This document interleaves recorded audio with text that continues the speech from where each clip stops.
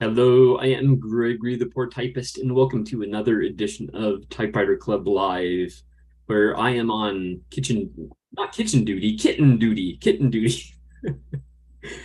Yes, so our typing prompt today is type something you haven't typed before. And I'm not hopeful for this one because I made no big announcement about it, so it probably escaped a lot of people. But hopefully we can at least discuss um, things you might like to try typing that you haven't typed before. So, and hopefully you'll play along at home. Yeah. So, just a reminder: Type Pals is and always will be free. So if you have any interest in exchanging letters or postcards, I hope you'll join us at typepals.com. All right, let's get going. Yeah. Yeah, so of course, I've been busy with kittens, so I haven't typed much of anything. I did get for Type Pals, we had a sequential, actually two sequential letters going. So basically, one person writes a page, sends it to the next person, they write a page, they send those two pages to the next person, and so on. So that was fun participating in that. So I did. There was a delay in my getting mine out, but it was fun participating, and it's long since on its way. So yeah, but that's one thing I hadn't done before is a sequential letter. But uh, yeah, I would like to discover some other things that I haven't typed before. Yeah. Hi, Robert. How are you?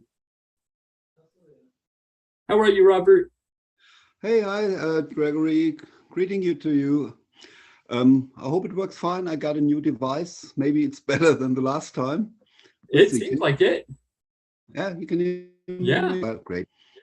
So hope that it's fine. How are you? How are your cats?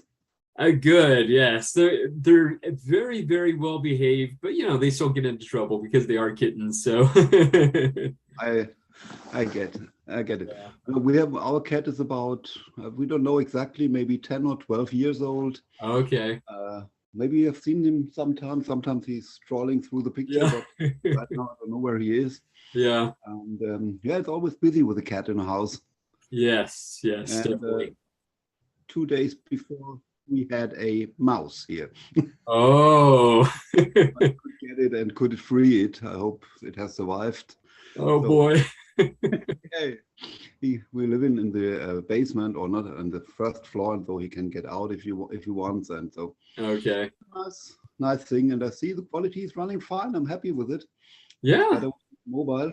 It looks a bit more stable. It's Yes. a little Chromebook, so I'm quite happy with it. Very good.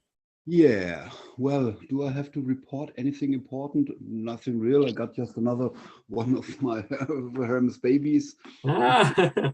very dirty, so I have to do a lot of work on it. But it Oh. works. It's something to do. But something, no, I can't report anything really new about typewriters. Okay. But not the issue. Here in Germany now we have really autumn, it's fall, it's raining, it's cold, and uh, no more interest for outdoor writing. Or I have to get a waterproof typewriter, maybe my Olympia Robust, but I don't know. Yeah, no, though I would like just to listen to the others and join the meeting, and maybe later I'll get in back with something if I have something on mind. Just Okay. for me, primary to check out if this new device works, and it looks better than with my old mobile, with this device, which I had before with a cracked display and Oh. whatever no one needs. But okay, for telephone, it's quite okay, and for mobile Yeah. use. But this is a little bit better. I can see you clearly. I can see Daniel. I can see Jeff. I can see. Up, up, up, up. I can see you, and I yeah, think that's it. we only four people right now. So okay, Yeah. so no, nothing more to say first. Later, maybe more. And if someone else has good ideas to join or to spring here. Yeah. So Well, just I do want to pose the question to you. Is yeah. there something that you haven't typed before that you might like to try, like poetry or a short Yeah. story or That was a question on well, mm, one thing I'm thinking about. Sometimes I like something like short stories or weird stories, a bit with weird characters or something. But I don't have the endurance for writing a real book or something like that. No, right now not. Maybe later more. Primary, the most thing I do right now is my diary and my typewriter connection. So I have so many letters here I have to answer, and other letters I have answered. Hello, Susan. Hey. And, really, so a collection of weird short stories would be fine. I would like to maybe start to collect a bit and write them. But for a real book, I think my endurance isn't. And I'm in my character. I think I'm too chaotic to do such a structured work and oh defining the roles, defining what happens then and then and then. And so I think it would be much too weird. It's easier to write maybe one page with a short story with some yeah, weird yeah. thing. It's easier. My grocery lists I always type. So normally my Oh, wife okay. writes them per hand. And then I say, okay, I have to make my grocery list, and I'm picking up one of my 2 or 3 typewriters or 20 typewriters. And then I do my grocery list, and it helps me. It's fun. It's nice. Um, I'm thinking about.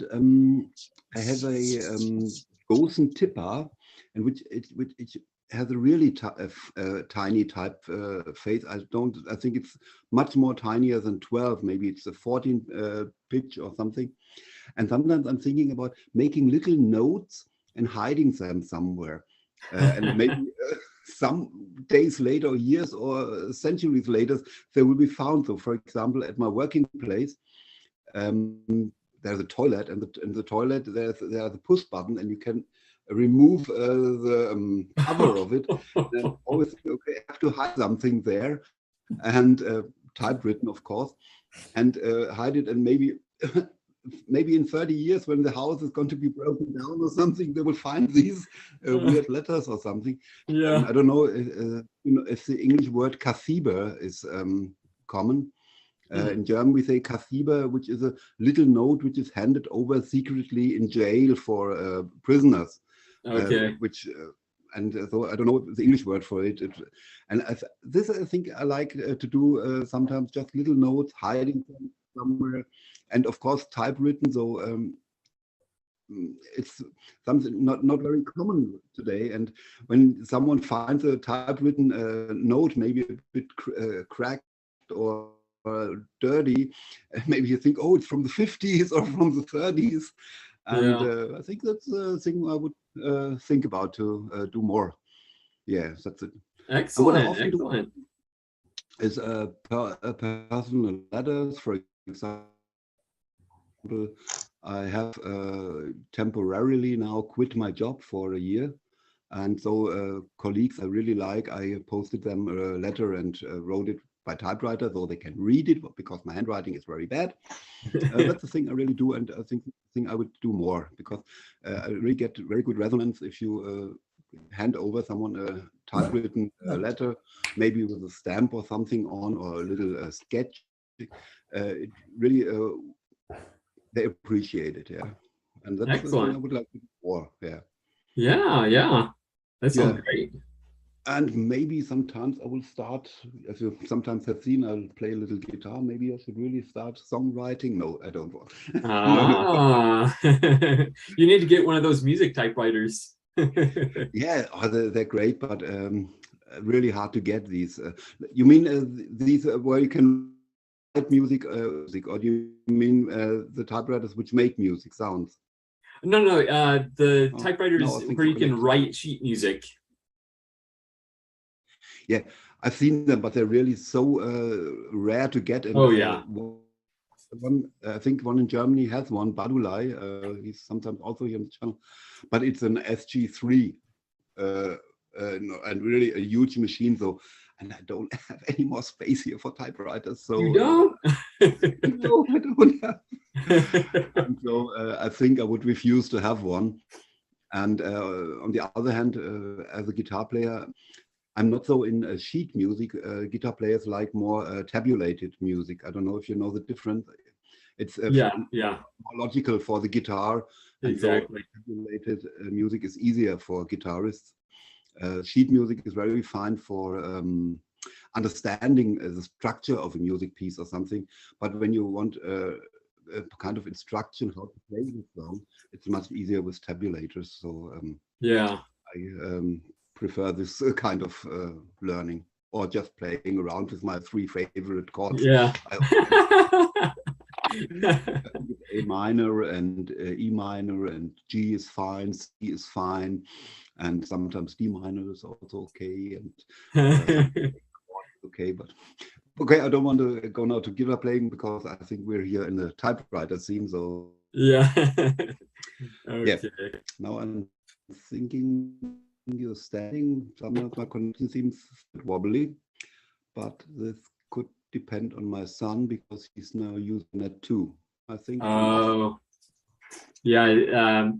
Your picture is frozen right now. No. Oh, yeah. You're back? Yeah, there we go. No. Okay, still the connection is a bit cracking, but better.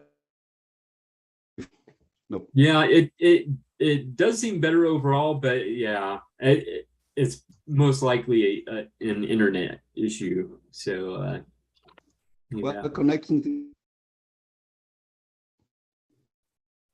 yeah, is still bad. yeah, it's pretty bad right now. It started out great. So It probably has to do with your bandwidth. I think so. I think so. I just got a note here with my WLAN, something bad, but okay. My son is now he came and he's now using the internet. My wife is on the internet, so I think it's a Okay. bit That too explains much it. traffic here in my house. Yeah, yeah. But I think okay. I can hear you, but I can't see you moving. So maybe. Yeah, we're moving. We're moving. Well, so please stay online, and I'm just listening with the others. Okay. And yeah. Okay. Well, thank you so much for sharing your thoughts on that, Robert. I really appreciate it. And it's always good to see you. Always, always. It's my favorite thing doing on Sunday. Yeah. Excellent. Hanging around with some typists. Yes, exactly. Exactly. Well, I see a new Okay, face. I will close. Jeff, how are you? Good. Can you hear me? Yes. Oh, good. It's good to meet you all. I have only recently discovered that there was this group, and I think I come at this from a little bit of a different angle than many. Well, I can try and show you this. Oh, SG3. It is an SG3, and I have had that now since I guess it would have been September of 1990. And I got it brand new, new old stock from when I lived in Pennsylvania. A guy by the name of Bob Dvorak, who had a typewriter shop. And when I was 9 years old and I needed a typewriter for school, and he said, well, how about one of these, jokingly? And my dad looked at it and he said, it's German, we'll take it. And so I graduated to computers for everything else. But other than one period where I tried writing long form directly into Microsoft Word for about 2 weeks, everything I have ever written has been done on either this Olympia or in the late 90s, I inherited my grandfather's Royal Model O. But I had no idea that there was this whole group of people who were so interested in typewriters. And when I discovered it, I said, oh, I really need to meet this group. Maybe I'm not crazy after all. No, definitely not. Well, I mean, we're probably all crazy actually, but you're with But at least it's a group delusion. yes. You're with your kindred spirits. So. Yes, exactly. So I did not catch on to how all this worked fast enough. I didn't prepare anything That's okay for today, but I can tell you that after 27 years working in production agriculture, I moved to Alaska, and I've taken up ghostwriting as a profession, and so I'm now 2 books in, and both were done on that SG3 entirely, and thanks to modern technology, now I don't even have to type the final draft into the computer. I just scan it and do a little editing and send it on its way. That is very cool. Excellent. So what exactly is ghostwriting? Ghostwriting is essentially what I do, at least the form it takes with me, is I've had 2 different people now hire me who they wanted to write books, but were not good writers or didn't consider themselves such. And so we, by Zoom meeting or in person, the one that I did years ago part-time when we did things in person regularly, they give me notes, tell me what they're looking for, and then I actually write it. Okay. But I'm not the credited author. Okay. My wife used to be a clerical secretary with a company, and so the CEO would make notes, tell the morals what he wanted in a letter. She would then draft the letter. Is it okay? He would say, "Holy smokes, yes it is. Send it." Yes, it's very much the same thing, except Okay. in this case, I'm doing what I do is narrative nonfiction. Is narrative nonfiction? Yeah. Okay, interesting. So it's an interesting thing, and then I'm hopefully here at some point I'm going to get on with it and write my own book. 27 years of growing food in Eastern and Central United States, you would think that I could come up with a couple of stories. So that's my hope. I'm intending to make a first run at it here for November. Excellent. So I'm going to ask, how many typewriters do you have in your collection? Well, that's the interesting thing. I for a long time, I had just the portable Royal and my SG3, and then I got nervous in 2005 or 6 when the fellow who had been my typewriter repairman, at the time I was living in northern Maine, and he retired and bought a Winnebago. And I went, oh no, this isn't good at all. And so I bought quite a few from him, mostly Smith Corona portables, none of which I've ever liked. But I figured something is better than nothing. And then I met Tom Furrier in Boston. And so I bought a Royal 470 from him, which has also been great, although I almost never use it. So I have, right now, I think I have 8 total. And I'm conflicted about it because buying spares has resulted in my having a collection, but the truth is that the Royal Portable was my grandfather's. He bought it brand new in 1935, and I had all the rubber replaced by well, I can't remember in New York City. We went in and had it replaced. Gramercy did it in 2002 or 3. And other than that, neither one of these machines has ever had anything wrong with them. Nothing. And so here I am. And then I went on a little bit of an odyssey. I bought a Hermes 3000 and I hated the touch. And so I sent it off and I had it completely restored, and it came back, and I realized that it's very nice that it was restored, but I still hated the touch.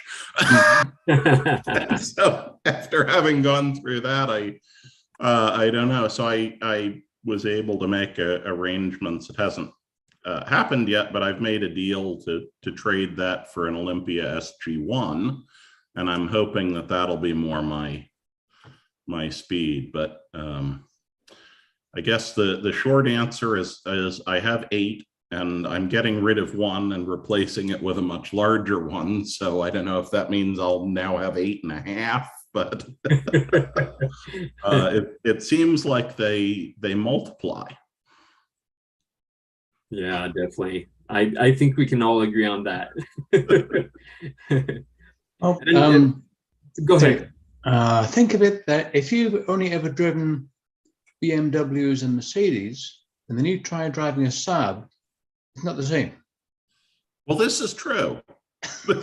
This is true.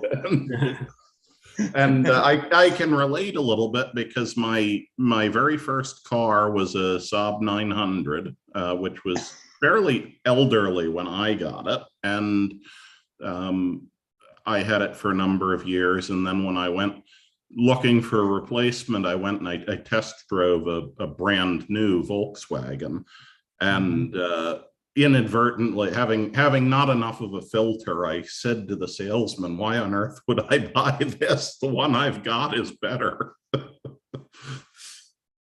Yeah. Excellent. And is there anything? Let's see. Let me get on this screen here. What do you usually do with your typewriters? I assume writing. Yeah, well, I write for work, and then I'm also a late in life student at the University of Alaska Fairbanks, and I'm taking I'm doing 3 pieces: a major in history, and then minors in political science and creative writing. So at any given time, I have at least 3 and usually 4 papers of varying lengths happening for school. And then I also, all my grocery lists, other shopping lists, anything written pretty much is done on the typewriter. Wow. Because unfortunately, I am the only person that I know of on this planet who can read my handwriting. So anything that anybody else, personal letters and so forth. And I got in the habit of doing typewritten letters. Obviously I have email, but I lived for a couple of years. I lived in way up north above the Arctic Circle, and we didn't have any. I had no electricity, no internet, and so I got in that habit, and I've long since moved back to civilization, but the habit has remained. There's something special about writing a letter and receiving letters too. I think there's something about going to the mailbox and taking out this piece of paper, and somebody has taken the time to write a letter, and that's more meaningful than just electrons. Definitely. Well, go ahead. Well, if you think about it, my wife still has letters that her grandparents typed to her back in the 1940s. That's really remarkable. Yeah, I'm sorry, that her great-grandparents typed to her parents back in the 1940s. And those still survive. Whereas you try and find an email from 10 years ago, good luck. Well, you bring up a good point. I've had this conversation a couple of times since I started taking college courses again. And of course, anybody who finds out that I use a typewriter says, oh, how backwards or something. And I say, well, but if you notice, I am almost always in the top 1 or 2% for grades. And it's not because I have any special talent. It's because at each stage of the process, each draft, I stick it in a folder and the folder goes there. And then as I edit and as I put it together, I can see everything that I was thinking throughout the whole process. Whereas I found when I tried to write just on the computer, it's so easy, you delete it and then you don't retain that record.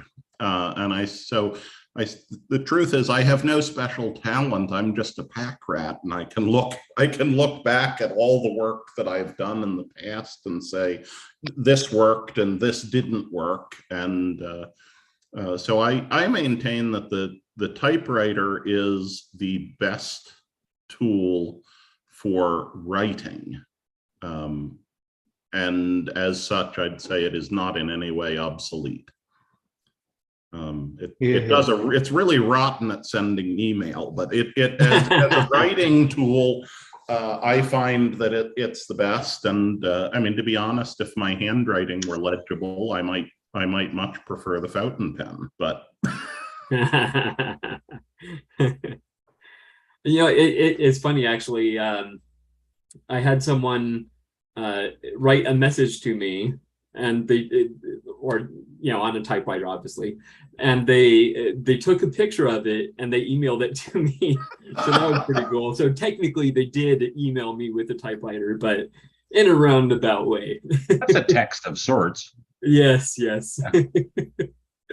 I think, I mean, I always enjoy looking at as I've discovered them, people who do typecasting and that sort of thing, but there's still, and maybe it's just the little boy that's buried inside me somewhere, but there's still something really special when you go out and you open the mailbox and there is this envelope, and in it is a letter that somebody has physically written or typed to you. And I mean, I have a filing cabinet that the whole top drawer is filled with letters that I've received over the years. And I think, like someone said, when that's in the email, it's not quite the same. So, on those, I found it particularly valuable when we first had the COVID lockdowns. And I was sort of like everybody, a little bit confused and out of sorts. And I would go back and I'd open up my file cabinet and look through all these letters that I'd received over all these years. And I'd think, okay, well, this is just a bump in the road, but we're not alone in the world. Yep, definitely. Yeah. Along those same lines, I kept all the letters that my first wife and I wrote to each other through the college years and the dating years. And I still like to go back and read through them and think of what we learned, how we grew together, but she lost a battle to cancer, too. So I still get emotional when I read them. Of course. Well, and I mean, I think that perhaps things like that, well, you tell me what you find, but I imagine there's more of a connection to those physical letters than just with a computer. Absolutely. As I tell my type friends, when I get a letter, it usually gets picked up about lunchtime. So my wife then puts it beside my place. When I come in for afternoon tea, I'm English.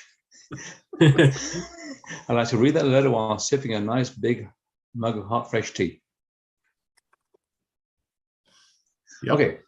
I'll let other people carry on. I'll stop hogging the conversation here. So is it Earl Grey or English breakfast? What kind of tea is it? It depends what mood I'm in. Usually it's just plain, ordinary brown Tetley tea with a 2,000 perforations in every bag. I have to say I never liked tea. I was always coffee only, and then for work, I spent the better part of 3 weeks in between London and Yorkshire, and I discovered why the English like tea. Their tea is not like our tea. It's good. Mm-hmm. This is true. Excellent. All right. Well, thank you so much, Jeff, and thank you for being here. I one more question though. Now we have a lot of members on typepals.com, but are you already a member? I am, yes. Okay, perfect. I am, and I confess I have sitting here in my pile, I have the beginnings of several letters I'm going to send out. So excellent. Thank you. It's been wonderful to meet you, and I'm gonna mute it and hang out as long as I can. I have to. Very cool. I have to go to a meeting. It's that time of year here where we live, where we have to go and decide how we're gonna see about pushing the snow when it comes. So yes. I don't want to miss that meeting. Exactly. So thank you so much. Jeff and I have been swapping messages out on the forum. Oh, okay, cool. Yeah. I've been reading them Yes, too. hi, Bill. Yeah. Very cool. Yeah, thank you again for being here, Jeff. Yeah, thank you. It's great to meet you, and what a wonderful thing this is. I'm so glad I discovered it. Like I say, maybe I am crazy, but at least I'm crazy in good company now. Exactly. Very good. Susan, how are you doing?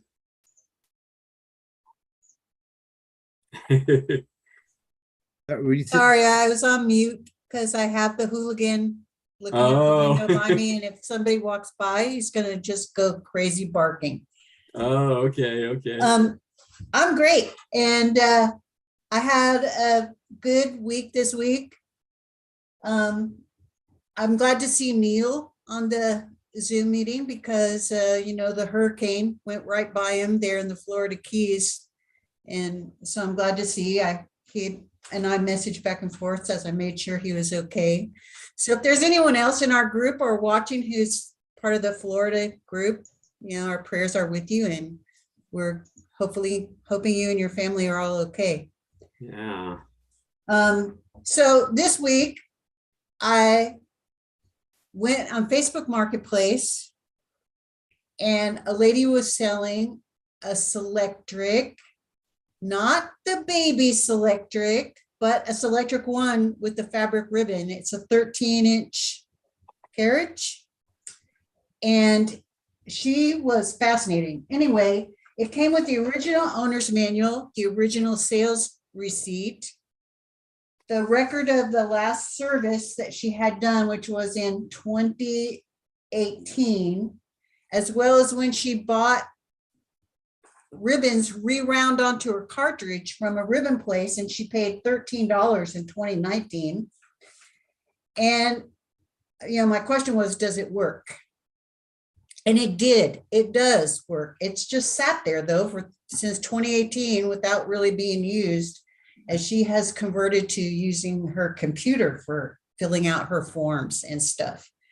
But she bought this little guy in 1979, and she paid $560 for it, and that would be in today's dollars over $2,000. Yep. And it was just fascinating to talk to her because she said, I used one of these at work my entire working career, and in 1979, I decided I needed to have one at home because my handwriting was so horrible, and I needed the exact same machine that I had at work. And so that's why I spent so much on a Susan, I found an old ad for Smith Corona. Go, Lillian.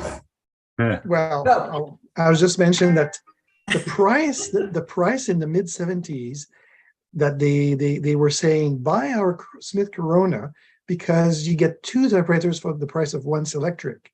And the Smith Corona was selling for $450. So it seems like in the mid 70s, somehow maybe a Selectric 2 was selling for $900. So $500 for a Selectric, one, mind you, not non-correcting. Maybe that's the difference. But it's a pretty good price for Selectric, $500 back then. Well, for that price, she got the machine. She got 1 type element, which she picked a Prestige Elite type element. That type element came with this machine. It's still the 1 type element that she had the whole time. Okay. And she got 2 ribbons. And what was interesting was they actually loaned her a type element into the type element she wanted came in stock. It has a notation on there that they loaned her a type element to use in the meanwhile, which I thought was pretty interesting. And I was surprised because I really thought it might have some problems because I've always heard that these guys don't really like to just sit around. And she told me that it was just sitting with its dust cover on in her office and she wasn't using it. But it works great, and I've been able to test out all my type balls and my type elements and everything. I'm still getting the baby Selectric because I have my heart set on it. It's my birthday present and it should be coming in the next couple of weeks. Yeah, that's good. That's good. I'm still getting listen, it. I bought a Selectric, as you know, and I bought a Selectric 3. And it was a Selectric 3 that was in a college office. And so I assume it was under contract for maintenance. And everything on that Selectric 3 is gummed up and stuck. Every single pivot, every single thing is completely stuck. There was an overabundance of oil and grease. And I'm just going to issue like an hypothesis that maybe that lady, she didn't get it serviced very much, which means that it wasn't over oiled and it wasn't so it was working towards the end, maybe dry, which is not too bad because it wasn't intensively used. But then that's why it's not gummed up. It's actually because it was in a personal collection and it was her personal machine, and she did not pay for like the IBM technician to come in and do the service and add oil and add oil and add oil to it because they didn't clean that much when they did the service, annual service. She did have it serviced. Tyler, go right now. She did have it serviced in 2018. Okay. And I have the record of that service. But I'm saying service during the years between, like when she bought it and 2018, maybe not so often. But it's a hypothesis. I don't know. I'm just saying that. I'm just throwing it out there. Well, yeah, I have the record of the service and it tells what he did and everything. And then she, how she paid, but she proudly gave me that. It had the original manual too, which I love. Yeah, I know I can get a copy of the manual online, but there's nothing like the colorful original manual. So true. And it came with the dust cover, which that's pretty cool, which has the name of the place that she originally bought it from on the dust cover. Yeah. And then I'm so proud of myself because I actually followed Joe's video of how to fix the type elements that have the broken hinge. And I actually took them apart and fixed them, even though I was hesitant. I was afraid I was going to somehow damage the type ball because I don't have one of those cool knives like he does. I just have a regular old, steak knife type thing. But it worked and I've been able to use them and they work beautifully. And I got a little container, which I can tell y'all, this is so cool. I got a little container at Salvation Army to put my type balls in. Nice. $1. Wow. So, and I bought this one just to play on, to get used to this electric, to get used to the type balls. I can already tell I'm going to have some problems because I expect that if there's a 1 marked on the key, there's a number 1 on the type element, and there's not most of the time. So I have to kind of get used to that. You'll get used to it. I did make a little type sample of all of my type elements so that I could see which one, because my husband was very concerned that we did not have anything with an exclamation mark. And you know, my world, everything is exclamatory. So he said, what are you going to do? I said, well, I'm just going to do a period and a apostrophe if I have to, but I've since discovered that there are some that have the exclamation mark. So that's a good thing. And one of my type elements is a symbol one. It's a symbol 2, Roman numeral 2. Yep, that's what I did, Ted. That's exactly what I did. I made my own little list, and I've got it in a little folder. I've 3-hole punched it, and I've got it in a folder so that I can look at it and remind myself. And then, like I said, I have this symbol one, and now I have to go back and make a type sample of the alphabet or the keys of the typewriter, and then put my symbols. Yep. Yeah. So this symbol came in in my set that I bought on eBay. And it's really cool. It has some cool symbols, but I don't know how I'm going to use it, but I'll figure it out. Yep, that's what I did. I made one of those. Always got a second page. Yeah. Oh, he's got a 3rd and a 4th page. I have 2 pages too. Yeah, 3 pages. Oh. 4, Four. maybe 6. I think But then I was able to use all Ted's information about the different on his blog. He has all the information about the different typos and everything. And so I made a list and sent it to Darwin and told him to go down to his cave and start searching and not be afraid that I could take the ones if they have a broken hinge, if it's on my list, because I know how to fix it now. And I know he's going to laugh hysterically when he reads that in his typewritten letter. Make sure you say you want 2 Orientals. I told him, I said, I'm looking for 2 Orientals, one for Ted and one for me. Excellent. Well, that answers that question as to whether Ted even has an Oriental, because the way he wrote on Joe's video that day, when Joe showed that Oriental like it was no big deal and everybody in the world wants to find an Oriental. Yeah, that was, I can see. Well, and astrology, but I don't really care about astrology. Yeah. I'd take it if I found it, but Yeah, Virgo so I says, made my who little cares? list. I want one of this. I would love to see a sunshine script or a sunshine orator with the little smiley face. I've got both of those, but they're for Selectric 3. They're only for the Selectric 3. Well, then I won't be I'll happy. take it. The ones that I have are for the Selectric 3. I'm not real sure that they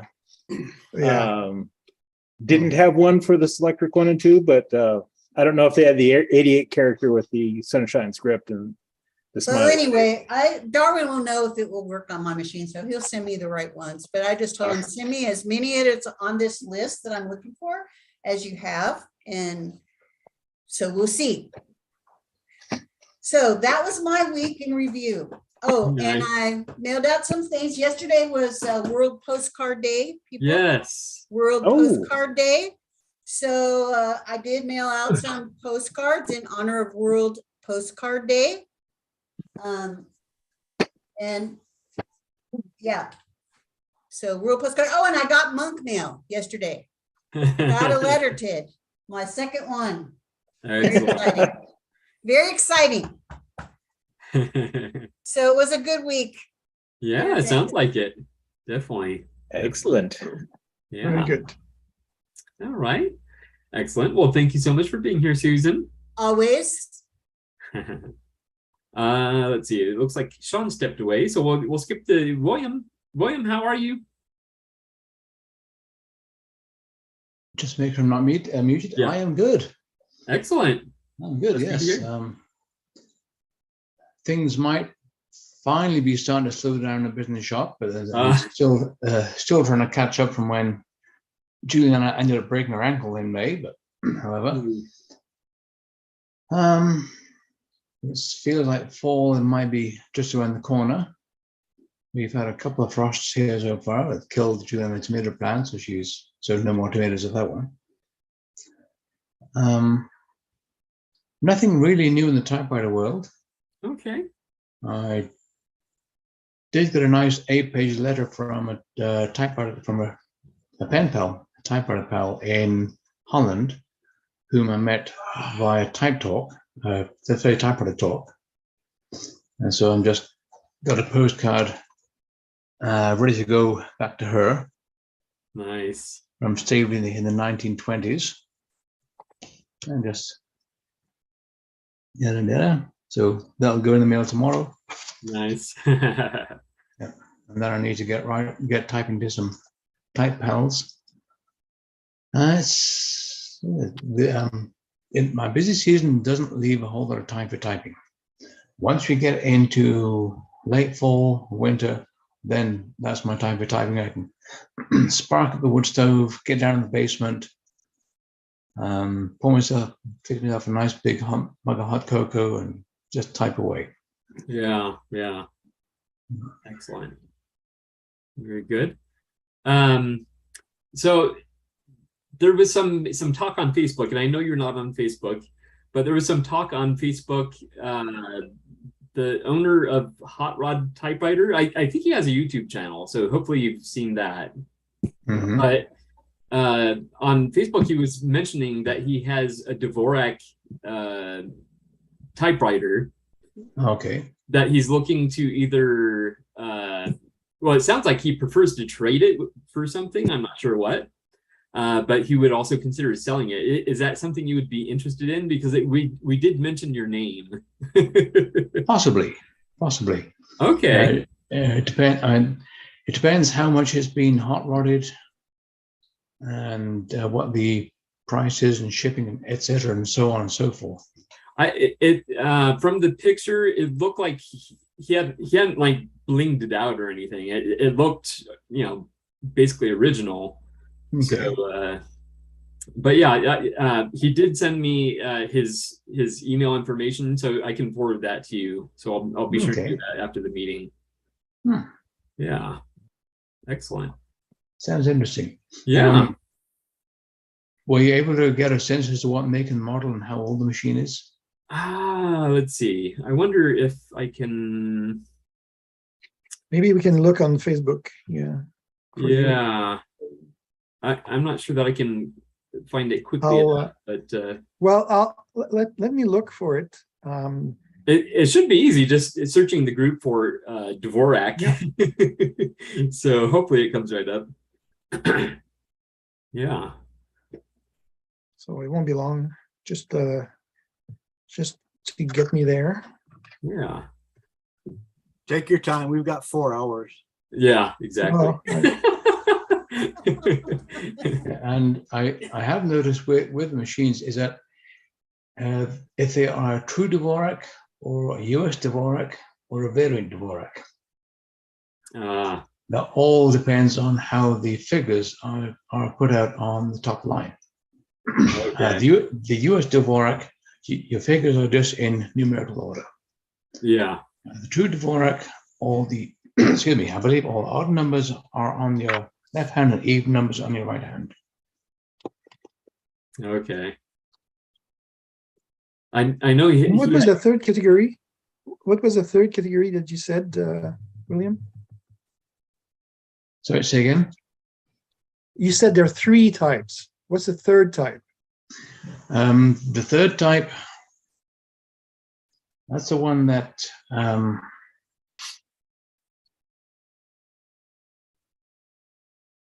can't think of her name now. She's typing the letter on it. It has the 0 and the 9 at the ends. Then it's on the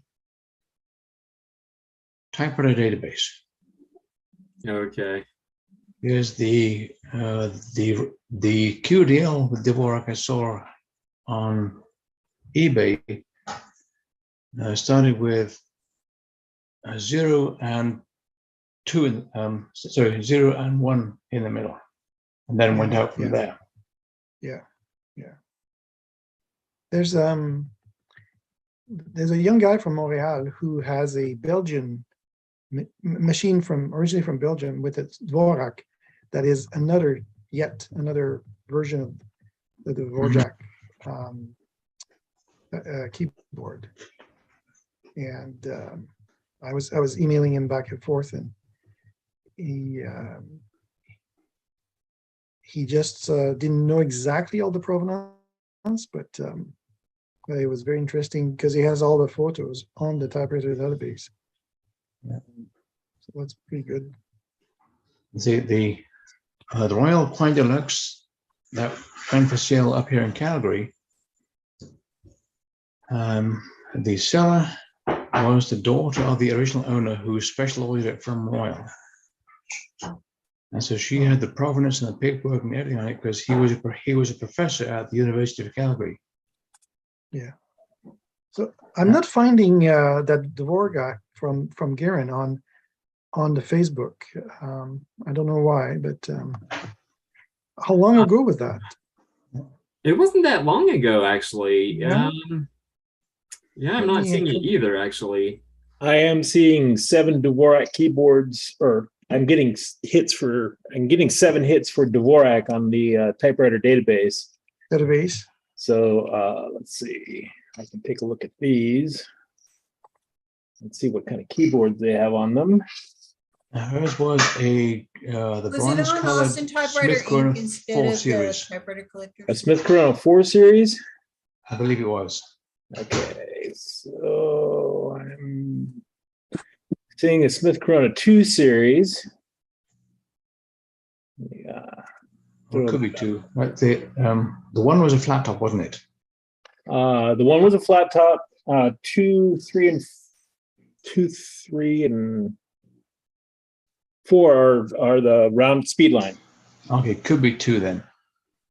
Yeah, so this is it has 753190248 as its top row for. Let's see. There's a Royal here. That has. So I was saying the Royal that went for sale, I chased it up to 500 and it went for 1,500. Okay, and this has also got odd on one side and even on the other.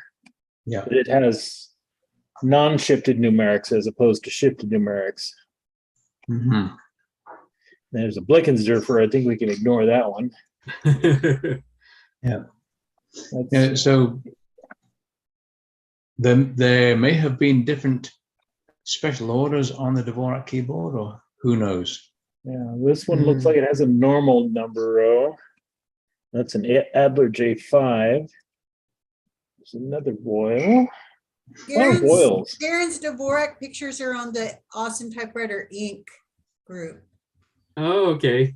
Do you have it? It was September 24th that he posted. Okay. You said Awesome Typewriter Inc.? Yeah, I have it here in my hand. Okay. Okay. Well, I was looking in the chat.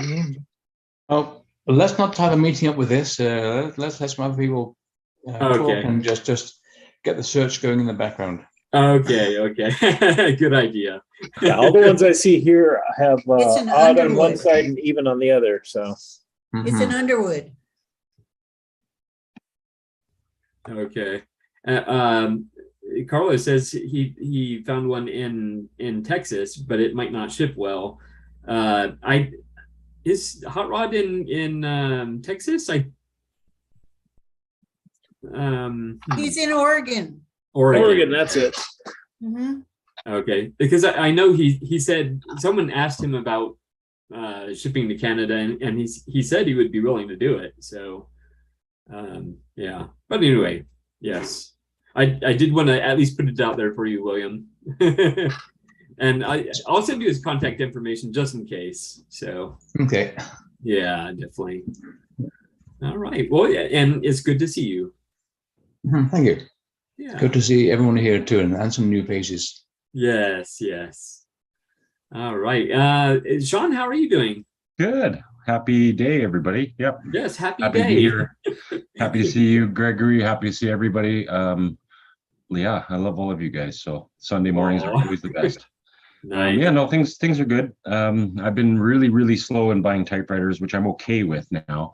A year ago I used to think, nah, that's silly. Why would you slow down and stop? But there does come a point where you get to a saturation point. You sort of realize you've got a good selection of things. You don't need much else. But then you find that one thing that's sort of different. Sorry, my hair's off. Oh man. And yeah, so anyway, yeah, I've got another typewriter coming now, but it was a good price. So I'm feeling a bit better about being able to be reasonable and realistic when it comes to purchases, which is good. But I've got to get rid of some typewriters, so I've got to go through that disconnection process, and that's hard, right? You get sort of together with things and you're like, oh, I like you because I found you for this or that, or you've got this or that. And so going through typewriters, seems easy at first logically when you want to call things, but I really have admiration for any of you guys who do that and just sort of say, oh, I sold this off because I wasn't using it much. I wish that was a good enough reason for me to do that. Sometimes I have a hard time doing that. I pull them out and I go, oh, I remember I bought this here, or this was the situation. And then I sort of, redevelop a relationship with it. And then I don't put it aside like I thought I would. So anyway, those are the struggles I go through, these things that therapists don't understand and can't help me with. Exactly. Maybe you guys do, and maybe you guys can help me. Oh yeah. Yeah. But yeah, anyway, other than that, I got a new typewriter coming, but nothing new. I've had this Remington for a while. That's what I'm using today just because it types so well, but not my favorite typewriters. They're ugly as but yeah, fun to do. I've got a type prompt for later whenever we're done. I felt motivated this morning to write one, so nice. got it. Nice. Yeah, and I wrote a story here that I won't read, but I wanted to show I've got my new pocket stapler. Oh, fancy. Oh yeah, so who needs a regular stapler when you Now, got a pocket stapler? where do you find staples that small? I don't think you can anymore. Thankfully, this thing came with Okay, you have a a little lot. box of staples, which there's Okay. half left. But I'm gonna have Number to see. 10s. It doesn't even say, Ted. I don't know what Oh. they would be. Well, like for a swingline tot takes number 10 staples. Oh, Let me go grab some. Yeah, this just Wait, says got some right here. Yeah, they're pretty tiny, but I just lost them. they're that tiny. You need tweezers to hold on to them. Yeah, so it's Thank goodness I didn't have my 3D glasses on. the number 10 is a pretty common size, but it's primarily intended for those little pocket staplers that you can get that are like the top 50 and whatever the heck this thing is. Somebody gave this to me at the Albuquerque Type In. Are your fingers or hands, Ted? Are your fingers or hands freakishly large? Well, or are you pretty normal? Here's my laptop. Oh, well, okay. So those staples won't work then. I got a feeling. Yeah, no, I don't. Yeah, I'll have to keep looking. Like, unfortunately, they didn't include any sort of sizing on this. It just says 1,000 on the end, which is, I assume, means 1,000 staples. Mm-hmm. But yeah, they're super teeny weeny, and I took a quick look when I got it and couldn't find any. But I'd love to, because this is a great thing to have more staples for one day. Yeah. Anyway. Can you also cut your fingernails with that? No, I haven't found a pocket fingernail clipper yet. But eventually, I'm going to have a set of pocket everything's: pocket oiler, pocket stapler, pocket fountain pen, and whatever you need. Excellent. Yeah. You need a pocket protector. Oh, so I need to find a typewriter pocket protector. There you go. But I need to find it. If I can't find originals, like that's ZEP, the cleaning agent. Mm-hmm. Yeah.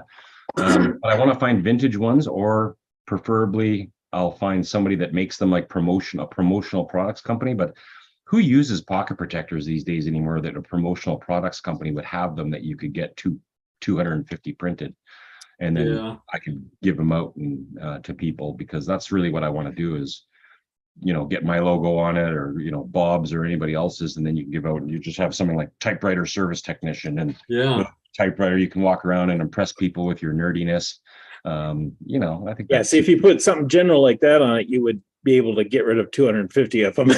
absolutely, and I would do that, right? I'd do some with my own logo to give out, and I would do some Mhm. with general logos to give to people, because then everybody can wear them and use them, and be proud of them. Just stick some general typewriter on it. So yeah, that's one of my other nerdy little pursuits. Like Susan was mentioning earlier, like that IBM she got with the typewriter cover. I just love accessories. Accessories just absolutely just like a typewriter is great, but boy, if you get a manual and a typewriter cover, and oilers and brushes and all those little things, they just tickle my fancy. So accessories rock. Yes, yes. And I will confess, I just picked up 2 pocket protectors. So So we should all wear our pocket, like, well, I have to get some now, but yeah, I don't have show up pockets with right our now. pocket protectors and stuff full of pens and Yeah. tape on our glasses. Excellent. I wore my Bill Guthrie glasses today, by the way. Nice, nice. That's it for me. Yeah. Okay, excellent. Well, thank you so much for being here, and then later be sure and share your typing prompts. Yeah. Whenever you call, I just sit here and wait patiently. Okay. Excellent. All right. And Neil, how are you doing? Doing well. Considering we had a little storm with you. Everything down here at our place anyway is fine. Just a huge mess to clean up, and a lot of people didn't fare so well down here, nor, as you know, in the mainland. So I hope, thinking about Rich and up in Orlando, I don't know. I know people in that area experience a lot of flooding too, but it was a bad, bad hurricane. The news this morning, there's been 72 people that have died so far that they've been able to account for. So yeah, It was only it was a Cat 3 when it went by Key West, and it was about 80 miles out. The eye was, and so we catch the back end of the storm. It's a mess, but there's so many people out there, friends, family, that are really having a rough time right now. So tough stuff.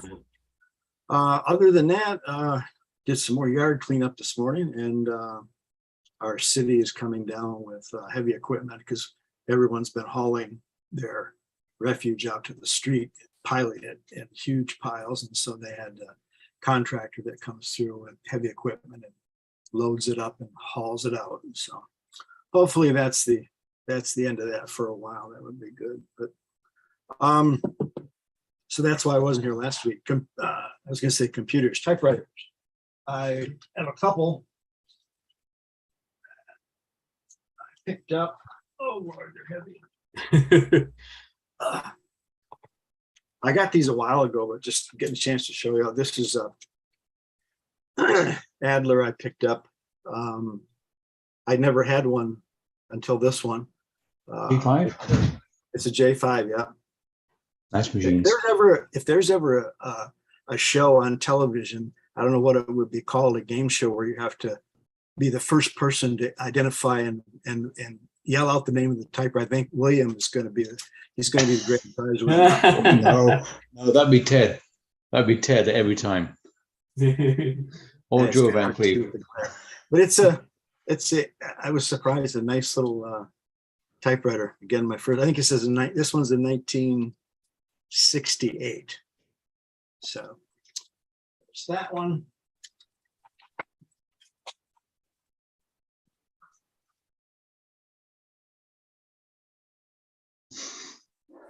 And then I picked up another Olympia. SM7. SM7, Oh, nice. That's my first SM7. That's really They're nice. fun. And don't ask me what typeface it is. I can't. You know, people are clamoring to know. I don't know. I need to check it out further. But this one, really great condition. Again, so was the case. Fortunately, it was nice. And then Sean. Accessories. Oh, yeah, see, it came with the. love the Olympia accessory case. Like, I man, know, they're awesome, aren't they? yeah. Oh, and the key. The Oh, that's key. great. Yeah. Nice. And then the coolest part to me is the original receipt. Oh yeah. Oh, nice. Yeah, this one was purchased from Woods Typewriter Sales and Service in Tiffin, Ohio on March 23rd, 1963.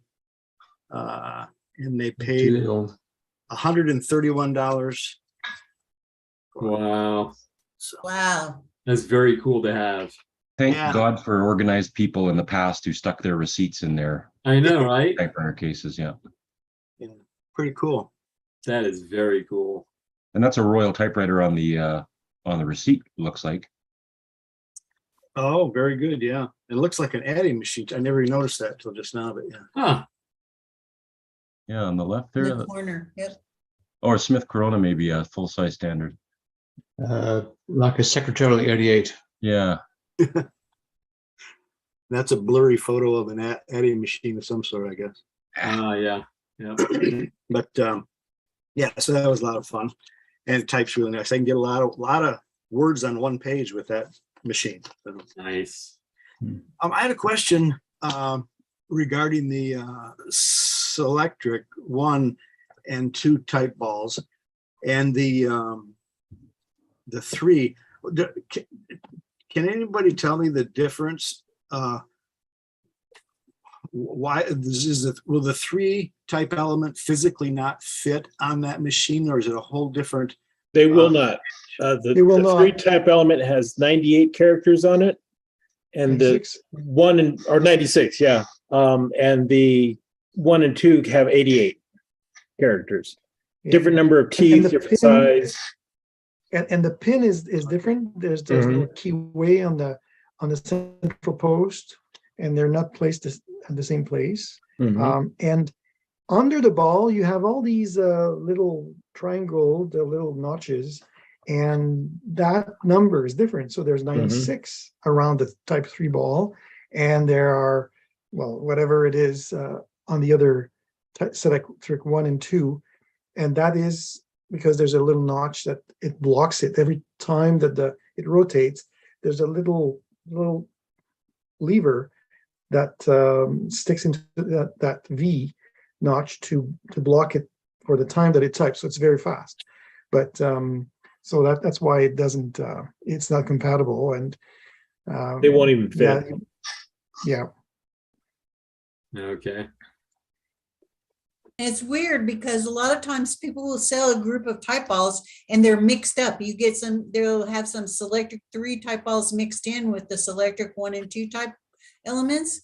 So I'm always looking very closely to see if I can see if it has Selectric 3s. I don't want those. So I pass on the whole batch, because I'm not going to get in the business of selling type elements. Yeah. And I'm never going to get a Selectric 3. This is, the Selectric 1 is going to be my one, and that's it. Never say never. Never say Yeah, never. I'm We're gonna saying write that never down. because they're too big. They're too big. I don't have a place to put the darn thing. But Susan, it doesn't move. So like the carrier moves, but you don't have a You don't I have know, a but you carriage. still have to have a table surface to set it on, Yeah. and they're very, very large. So for me, it's just not practical. I mean, I have the SG1, which is very, very large, and that's as large as we want to go. So that's why we're going for the baby Selectric. Yeah, I don't have room for them either, but I got 4 of them. Just stack them up, right? And one of them's a composer, so I don't want to hear you talking about size. The ideal situation would be to have a type pal who's got Selectric 3 and doesn't want the 1 and 2 balls, and then between the two of you, you exchange what you get that the other one doesn't want. And that's something you can facilitate in the forums too. Yeah. I mean, that would be the ideal situation. Yeah. But I mean, there was a set of type elements on Shop Goodwill last week, and I didn't buy it because they didn't show any pictures of the type elements. They just Yeah. showed the little case that it was in. And I said, well, I don't even know I can't tell what that is. So forget it. I'm not wasting my even $5 on that. Yeah. I'm not a gambler. Oh, Okay, just talking about the elements, the element for Selectric 82 has 22 teeth around the bottom. I'm guessing if you were to take an element for Selectric 1, the teeth Right. would not mesh, whereas 2 balls from the same will mesh perfectly. Yes. This Yeah. is So that's the ones, that's the V I was talking about. Yeah. yeah. Is these But teeth the are what easiest way actually to tell align is the the writing on the top. The Selectric 1 and 2 has white writing, and the Selectric 3 has yellow. And if it Yes. says 96, it's definitely a Selectric 3. Right. It often has yellow and 96. Yeah. Yeah. So anything Often. that says 96 is really for Selectric 3. It's not going to Yeah. work on Selectric 1 or 2. yeah. Okay. That is an That's old that. world. So okay, Henderson, Yeah. Very cool. carry All on. right. Yes. All right. I think we keep losing Neil, but hopefully he caught the bulk of that answer. So Oh, we lost him? yeah, yeah. Oh yeah, yeah. In the chat, he put that he has a lousy connection today, but again, hopefully he got the answer there. But otherwise, he can watch it back on YouTube at his leisure. Yes. Bill, it's good to see you. Hey, Gregory. Good to see everyone. Yeah, good to see you. Yeah, And just nothing new with me. I'm still headed in the opposite direction of most folks when it comes to my typewriters. But I'm working hard to catch up on my correspondence and made some more progress this past week. And just a word of thanks to everyone that has been writing to me as of late. You guys were touching upon earlier, just, how good it is to get a letter in the mail. And of course, that's definitely the case. And so I've been really appreciative of any letters that I've received lately. And it bugs me to be as far behind on my correspondence as I am now. So I've been working hard to try to catch up and finally making a pretty good dent in things. So that is what I will continue to focus on in the next coming week, and hopefully maybe by next weekend I'll be caught up or close to it, and so that's my goal. excellent. I'm behind as well. Bill, I've Yeah, been drywalling, painting, trimming, insulating, all that instead of typing. Yeah.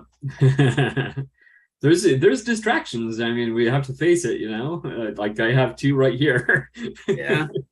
I feel bad. I've been neglecting my main typewriters because then when I come back here, I leave them there. So Oh, a lot of use this summer.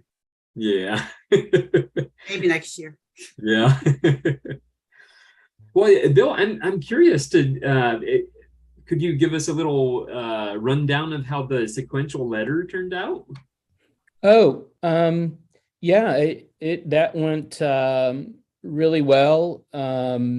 Everybody did a great job of passing along the letter in a timely fashion, and it made its way back to me fairly quickly. The last person that it went to was Lee over in England, and and then of all things, when it got back to me and it was time for me to scan it in and send a PDF out to everyone, that took me forever. So I ended up being the weak link in the end. But I finally got that tackled in a fairly manageable file size and sent that out to everyone. So it ended up being kind of an interesting experiment. And so, I'm appreciative of those who joined in with me and having a go at that. And it was fun. Yeah. And of course, you inspired us to do a second round of it. And that's, right. I think we're about halfway through. So I think we had 8 people, I believe. It is currently on its way to me from Neil. Oh, okay. So, okay. Sorry, can you explain maybe to everybody, like, I don't really know how does the sequential letter work, and what is it? well, basically, one person starts a letter, sends it to someone else in a prearranged, you arrange a group of people who are going to get it in sequence. And then one person sends their letter, that person adds a letter to that envelope and sends that to the third person, and so on and so on and so on, until at the end you have basically an envelope full of letters from all the people who participated. All right. Okay. So you're writing to somebody about stuff, and then they don't respond to you, but they write it on to the next person. Correct. Right. To stuff in the first letter, or is it totally separate, or you It tie could it be together anything. at all? Could be Okay. anything. Yeah, it's pretty much open to interpretation. And the thing I didn't think about, and it's not a big deal, but like I wrote it directly to the person that followed me instead of addressing it to everyone, thinking about, when all is said and done, everyone will get the scan, of the finished letters together. And so I thought it was interesting that, someone finally, thought, I'll address everybody in my response. And it's like, oh gosh, I wish I would have thought of that, Oh. But yeah, it was it was fun. Just another reason to make use of the typewriters. Exactly. And which is, that's what it's all about for me. And so I had fun with that, and it's cool to see that there's another one going around now, and maybe others will do so in the future, Well, it's funny that you mentioned that, because I have decided to make it an official part of Type Pals. I think it's a really, really cool concept, and I'm excited that you put it out there, Bill. Of course, you're more than welcome to be a part of it. I don't know if you want to be involved, but did you already start? Did you start a third one then? No. Basically, what I'm going to do, I'm going to set up an event on Type Pals. It's going to be every 2 months to give enough time for the letter to make its way around. Each sequential letter is going to have a limited number of participants. I don't know if I should do 8 or 10. We'll kind of see, but Or 6. Or 6, yeah. Or 7. 7 is a holy number. There you go. We'll go with 7 then. If the Right Reverend Ted Monk says 7, then we'll go 7. Yeah. No, 10 is a bit big because it becomes a larger package all the time. Right. So and I appreciate Bill's insight, because I did the same as Bill. I was the first one to send it, right? But I addressed it to the next person that had decided what the sequence would be. So I was writing to that person, and I was thinking, that's what the sequence is. I'm writing to that person writes to another one. So that's how it goes. But it does make sense to say, hello, everyone. It does, in a way, make a lot more sense. But I mean, there's no error. It's neither here nor there, but in terms of the result. But so after Ted, for this number 2 letter, after Ted, it's going to go to the UK to Chris, and then from the UK back to Canada to Werner, and then from Werner to me. Like, oh, Ted just got attacked. and yeah, and they're looking forward to. And Ted shared with us a folder yesterday of a lot of interesting content. So it's great. I Yeah. haven't finished. Somebody took a long time doing their part, so I had to write a whole bunch of stuff that was not even about the letter.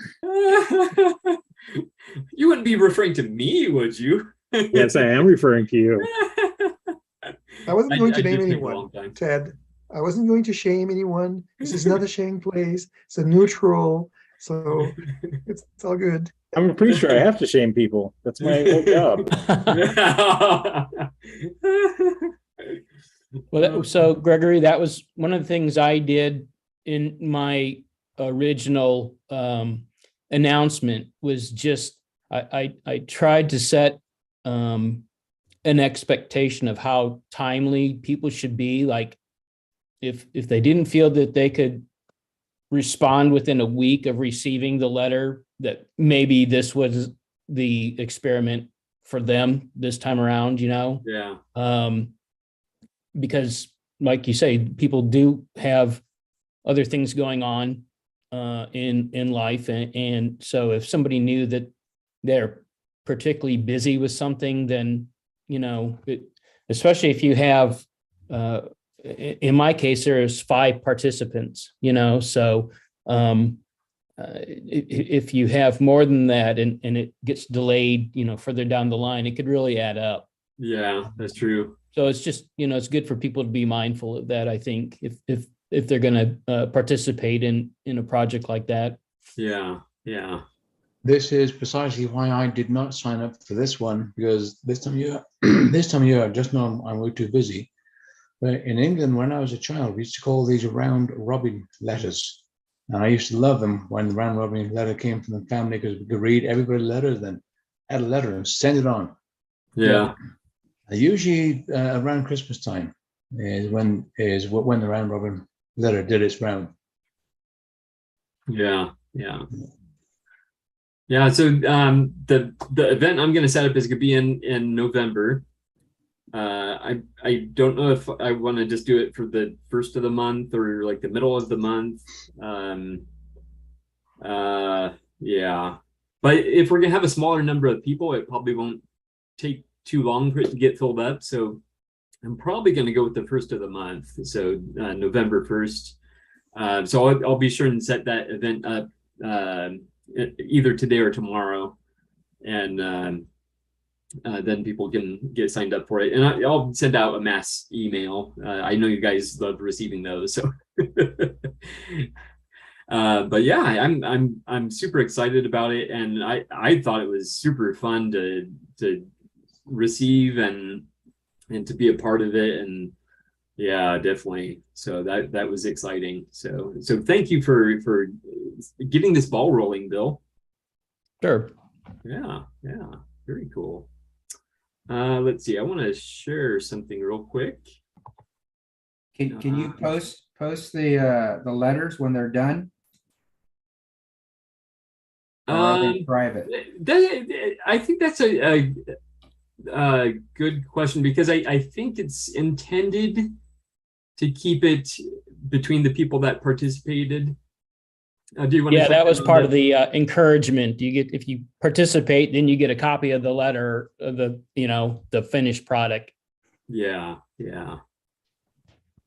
So, and I would kind of agree with that. I think it kind of makes it special. And I mean, in a way, if people could see what the result was, it might encourage more people to do it. Yeah, sign up and participate. Then Yeah. Only participants get bonus materials. Yeah, there you go. And trust me, there's bonus materials in there. Oh my goodness, it's so fun. Oh my goodness. Yeah.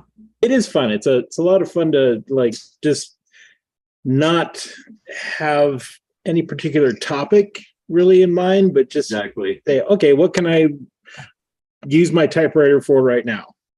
And right at that point, I was folding sheets of paper, and I thought, oh, I could make a little, little booklet with signatures. What am I going to type in that booklet?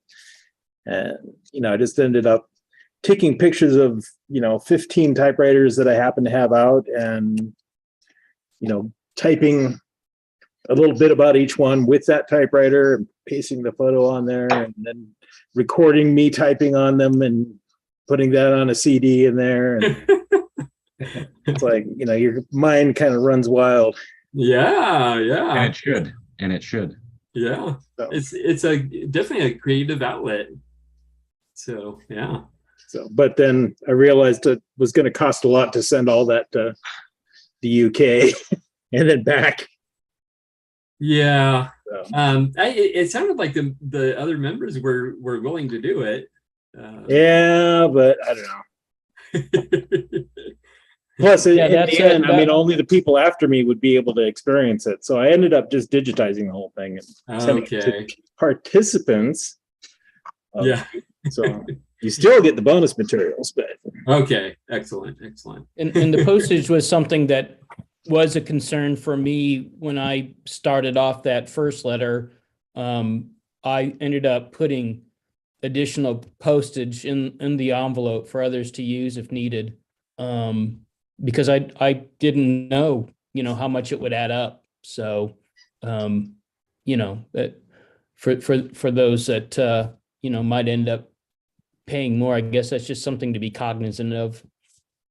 Yeah, and especially when it's going to ping pong back and forth between international borders. Right. Yeah. So. Definitely. I have a kitten staring at me. Talking about putting extra postage.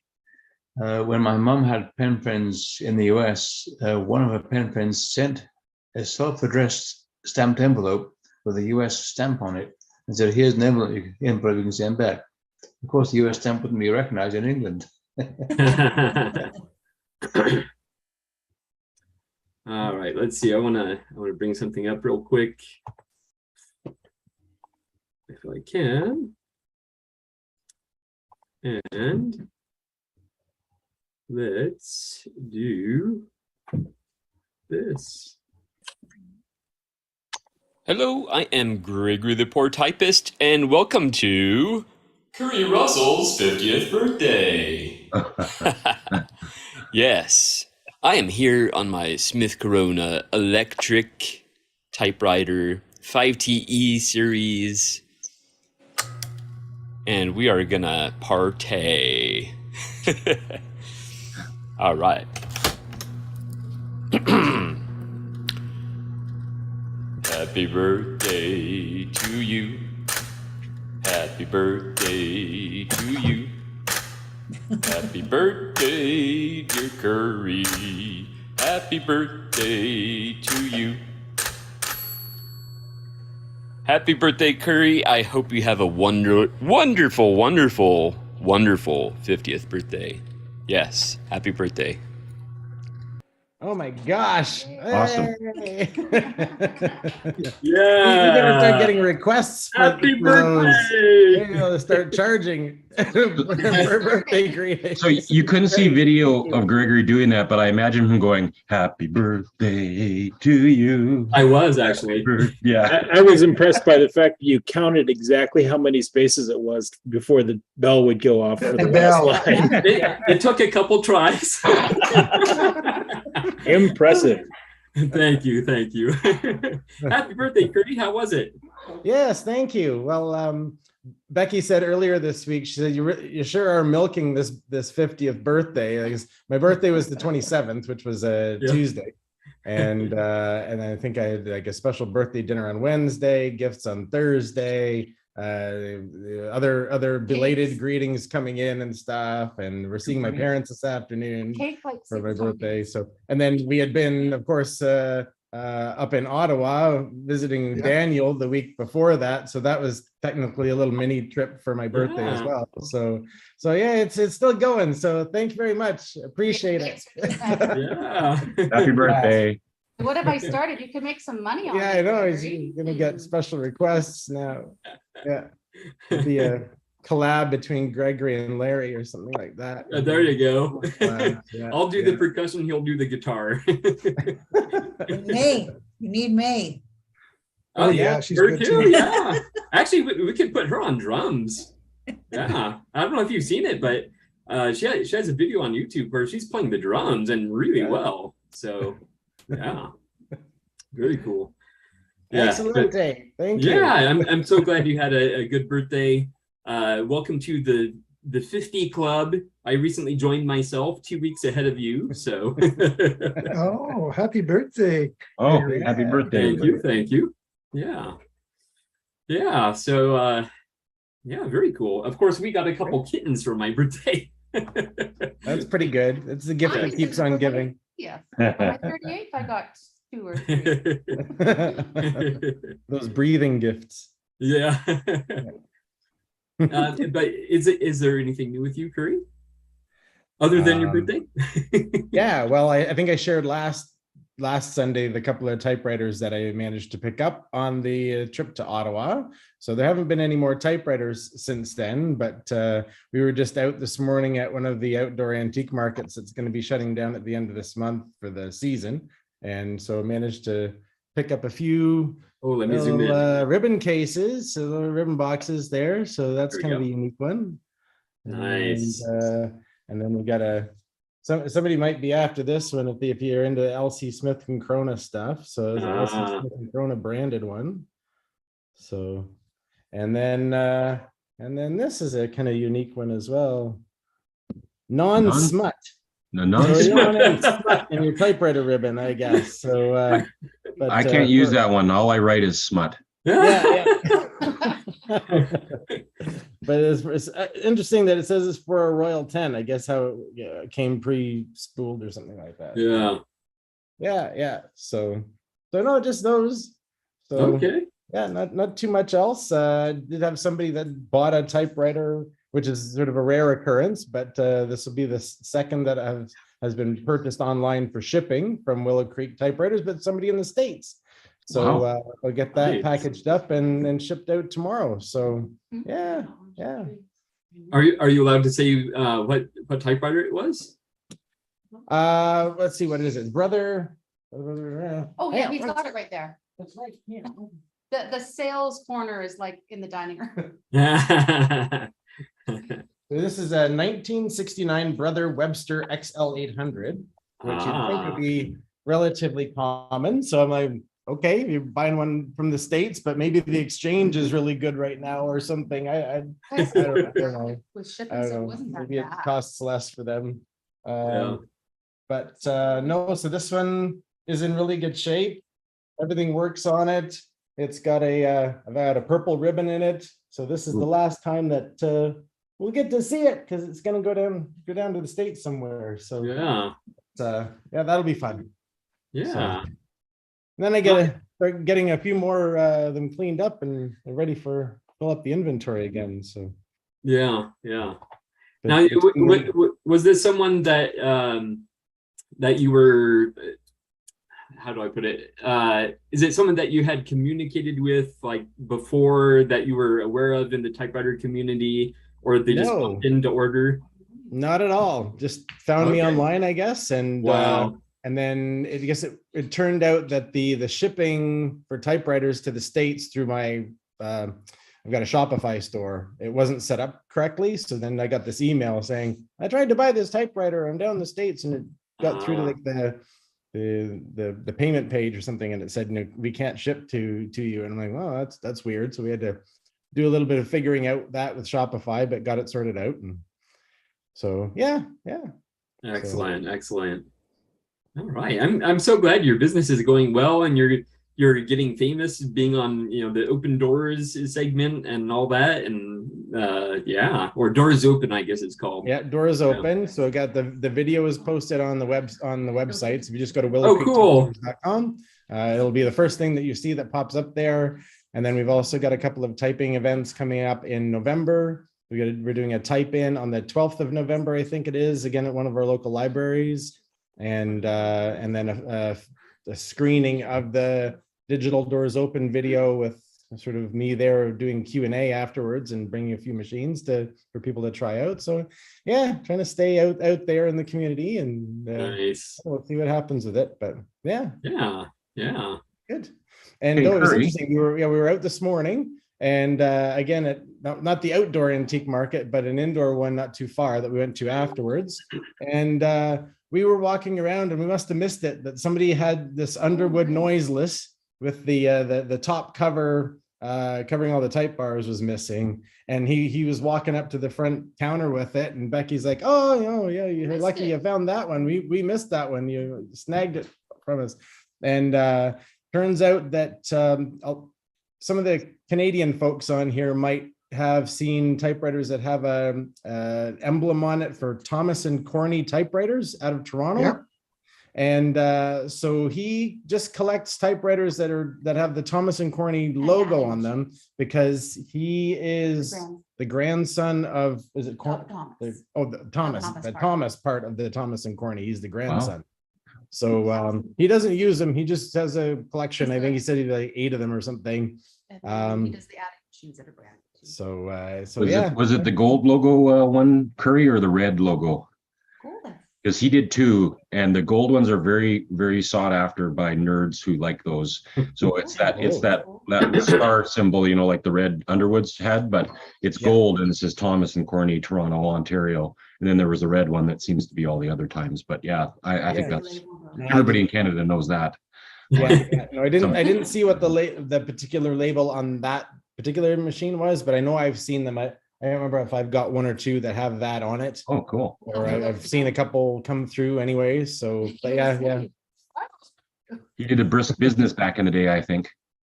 Yeah. And I guess there was a few typewriter shops on Adelaide Street in Toronto, because he said Thomas and Corney had been on Adelaide Street in downtown Toronto. And then this past week, I think it was, the Toronto typewriter guys posted that they had a typewriter come in that has a Toronto typewriter emblem on it, but from the original Toronto typewriters. I did see that. Yeah. And they were on Adelaide Street as well. But I think one of them, I think the original Toronto typewriters was at 46 Adelaide Street. And if you Google it, it's just a big office tower now. There's nothing there. But I think there's one of the other ones where the location is still there's an excellent short story opportunity there, Curry. I don't know if you write, but all those typewriter shops being on one street back in the late 30s, they used to drink after work, and then you have a big street fight just on Adelaide there as to who was the best typewriter shop. So yeah.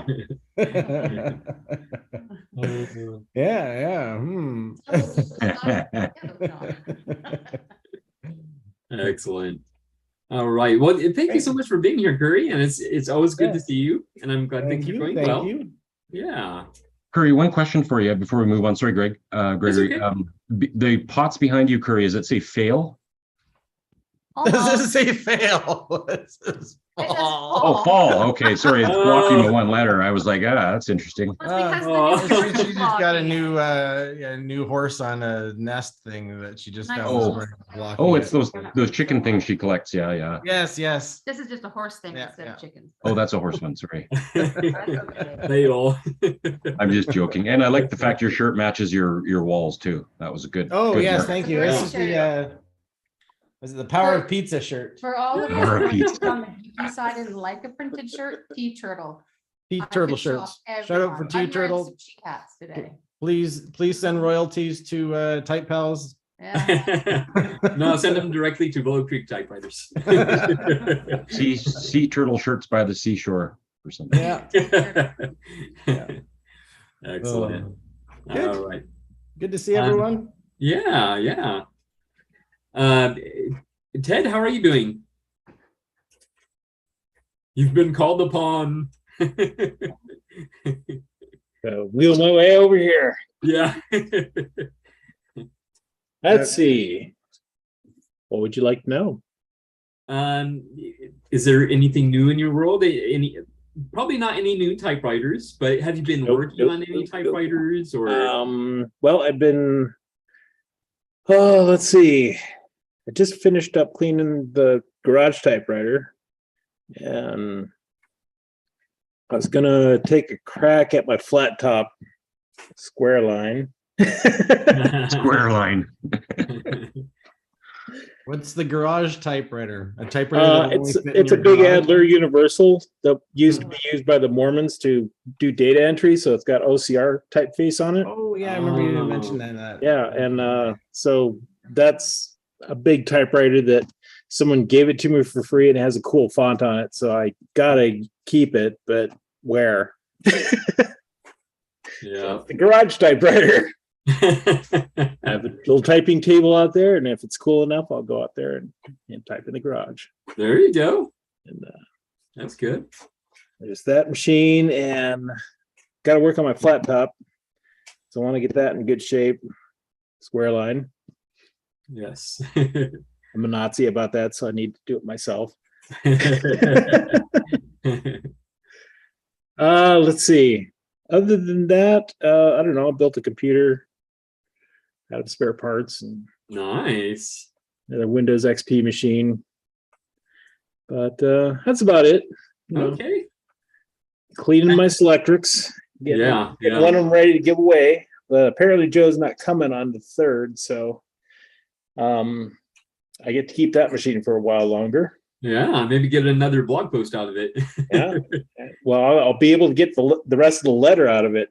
Oh, okay. Because that's the one I was going to use to write the sequential letter. Ah. And now I can, because I get excellent it for a while. Yeah.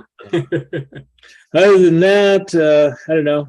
Wrote a bunch of stuff for the sequential letter, but yeah, you know how that went. Let's see. How about other correspondence? Are you still receiving some letters? And I've been getting correspondence. I've gotten some from Neil and Susan, and I think I got one from Curry not long ago. Nice. But well, it was a while ago, but I'm still waiting for the reply. But a little bit of Catholic guilt there.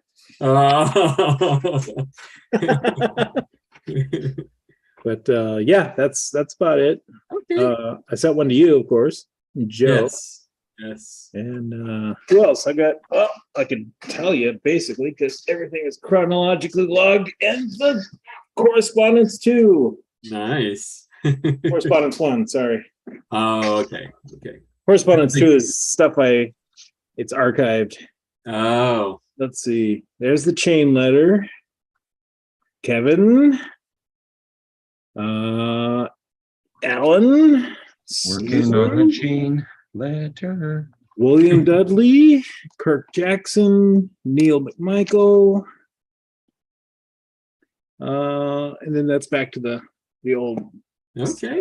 So that's between the 2 chain letters. That's who I've written to. Yes.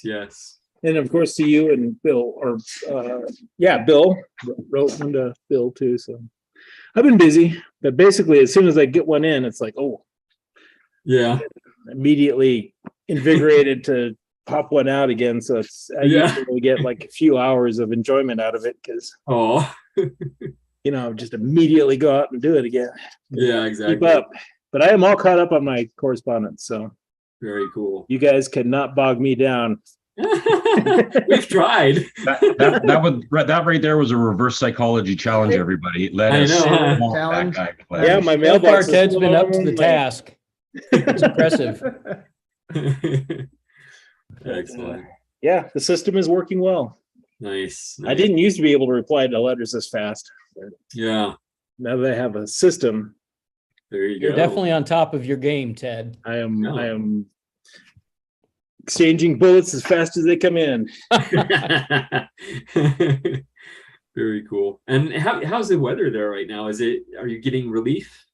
It has not been terrible. It's still hot, but normally by this time we'll get a weather break, but that really hasn't happened yet. So usually around September 20th to 30th is when we get the break in the weather. Just everything changes.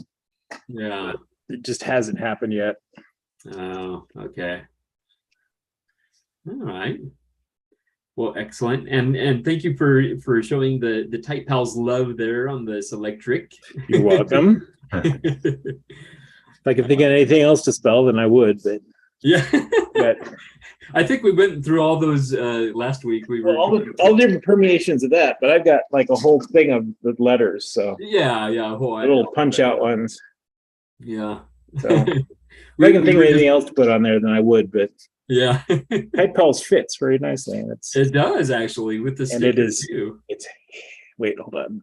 It is hip. Oh, hip, yeah. Excellent. I accidentally put Brian Good's address on there. Yeah, speaking of hip, where is Brian? He was on a little earlier. Oh, he's on right now. Oh, good. Yeah. I see his name. Oh, there he is. Yep. Well, hello. He's outside. Enjoying the sunlight. Yeah. All Maybe right. we should talk to him a bit. Yeah. Well, thank you so much for being here, Ted. It's always good to see you. Yes. It is my pleasure. Oh, Brian's typing with the creamsicle. Oh my goodness. Just speaking of outside, has anybody else seen the string of satellites from the Starlink system flying over? No. Okay, literally a straight line of I think it was 40 satellites were launched a few days ago, and to see the train of satellites go across the sky is quite something. Oh, okay. I don't know if they'll be visible again or if they'll be dispersing fairly soon. Yeah. Very interesting. Okay. Angela, how are you doing?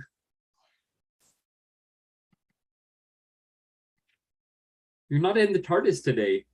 Didn't even think about it. Oh. Yeah. I'm back in Virginia. Yes. Thursday, so excellent. Correspondence after this will come here. Yes, yes. Very cool. Probably there isn't much for a while because I haven't written many for a while. I owe people. Oh, I know that feeling. I'm sure I owe you a letter. Yeah, I don't want to write you back too quickly because then I don't want you to feel stressed again. So. Oh, it's okay. I can feel a little stress. So now, you've probably mentioned at some point, but how many of your typewriters are in each location? I think I have about 8 to 10 in Maine and about 30 here. Oh, okay. Okay. Although I just brought one back with me because the house up there was a little humid and the case was leather and it wasn't doing very well. So I just brought that one back for the winter. Okay. Yeah. Excellent. And have you been typing anything other than letters or like grocery lists or? No, I've I typically only type letters. Okay. Typewriters. Sometimes though, a couple times I've journaled with my type and just glued the pages into my journal. Yeah, yeah. Basically when I forgot to take my journal with me someplace. Exactly. That's a nice change up. Yeah. Because it fits sideways. Everything else in my journal is written horizontally, and then I have to flip the computer page because I didn't have the exact size with me, and the 8.5 by 11 sideways worked. Yeah, yeah. Excellent. And let's see. I had a question lined up for you, and then I was wondering where the kittens were. I don't know if you saw me looking around, but maybe you were going to ask a follow-up about the typewriter up there that was gone by the time I got back. Oh, yes, yes. SM7 that we talked about. Yes, yes. I got up there. She had sold it. So. Okay, To get back to you on that, but no. No, yeah, that's okay. Because I don't know if you heard, but I actually ended up getting an SM7 for my birthday. Nice. So it just needs the rubber grommets on the bottom, but other than that, it works beautifully. And I don't know the name of the typeface, but it's the one that kind of looks like cubic or something like that. So I don't know my typeface. Yeah, me either. But I try and pretend, but I fail. Senatorial. For Olympias, it's senatorial. Okay, senatorial. Okay, that's probably what it is. But are they all? Yeah, I mean, I have an SM3 that's senatorial, but I didn't think my SM7 was. I don't know. Yeah, they kept the same name and number 71, I think, if I'm not mistaken. Okay. Okay. Yeah, nice machines. I really like my SM7. Yeah, I'm looking forward to really using it. I can type on it, but it gets stuck in the middle, and then like if you try and move the carriage, it really drags. So, but I was able to get a test typing, and I'm gonna love it, and I love the look of it. I think it's one of the most beautiful typewriters actually. So, I did get rid of 5 typewriters that. Oh wow. There were ones that were gifted to me, or I got as a batch of ones that really I didn't want. So I found the A to Z typewriter company in Northern Virginia. I gave a technician who met me in another city an hour away. And then he was like, "Oh, I can't fit them all in my car." I was like, "Yes, you are. I'm not taking them home." He did finally manage to fit them all in his car. Yeah. Excellent. I'm bad with geography, but I'm wondering how close you are to Philadelphia. 4 hours, maybe. Okay. 5. I'm not sure exactly. Yeah, because there's the Philly typewriters there. So yeah, that would be a fun stop. It's not on the way I go to Maine, because you have to go on the Pennsylvania Turnpike, which is horrible and very expensive. That way to Maine, that's what the GPS always tells me to do. And it's $45 in tolls. Oh my goodness. My GPS says. The other way I go, I think it's $5 in tolls. Wow. And less traffic. So yeah, I'm like, no brainer. I'm not going that way. And it takes you, that route would take me so close to New York City that you can see the Statue of Liberty. Oh wow. So that's not a place I want to drive. Yeah. It wouldn't be any quicker, I don't think, really. Okay. You haven't been to Philadelphia since college. Oh. It's time to go back. Maybe. Yeah. Yeah, the A to Z typewriter shop has no physical storefront anymore. Oh, okay. They switched during COVID, and then they decided that they liked it that way because they didn't have to pay rent on this building, so if you want to see something, they'll bring it to you if you're nearby or meet you somewhere. Yeah. That's a lot of businesses have gone that way, realizing that it wouldn't encourage me, because I wouldn't know what I wanted to look at. And I would, if I'm not really planning on buying anything, I'm not going to even look, have them bring them out to me or meet me somewhere. Yeah. It's not to say that I wouldn't buy something if I went into an actual store. Yeah. I had been to Gramercy Typewriter in New York City. Oh, look at that pretty kitty. This is Alice. Oh, so cute. How many cats do you have now? Just 2. We were. I thought you already had some. Well, those passed away, didn't they? Yeah, all of our pets died basically. Well, the cat died. I think 2.5 years ago, and then our dogs died within months of each other. At the beginning of this year. Well, the end of last year, one, and the beginning of this year, the other one. So, yeah. So we gave it some time, and then we're like, you know what? We need some kittens in our lives, and they kind of fell in our lap because our cat lady friend, my wife's best friend, rescues cats. She had 10 cats. And there was an outdoor cat that she was feeding. Well, it turned out that cat was pregnant, So she brought it in to, she realized it was ready to give birth. So she brought it in and gave it its own room, its own space to do its thing. And there were 5 kittens. One of them had to be put to sleep, unfortunately. It had a birth defect. But then that left the 4 girls. So the boy is the one that had to be put to sleep. But there was the 4 girls, and we debated a long time about which 2 to choose, but we went with the 2 most outgoing ones. So, and it's worked out beautifully. So it's really enjoyable having, we say we like having little creatures running around in the house. I like having pets. I've had pets my entire life, but now that I'm retired and have a place in 2 different states, and I'm almost an empty nester. I want the freedom that comes without having pets, because they are a lot of work and you have to plan somewhere. Definitely. Sean, did you have a question? Oh, I just said no. Or did you have plans to get any more, or are you sort of at your limit right now, Gregory? Definitely at our limit. We've never had cats this young, so it's a whole different experience for us. We very briefly talked about getting 3 of the kittens because our friend wanted us to take 3 because she only wanted to keep 1, but we're like, no. How many?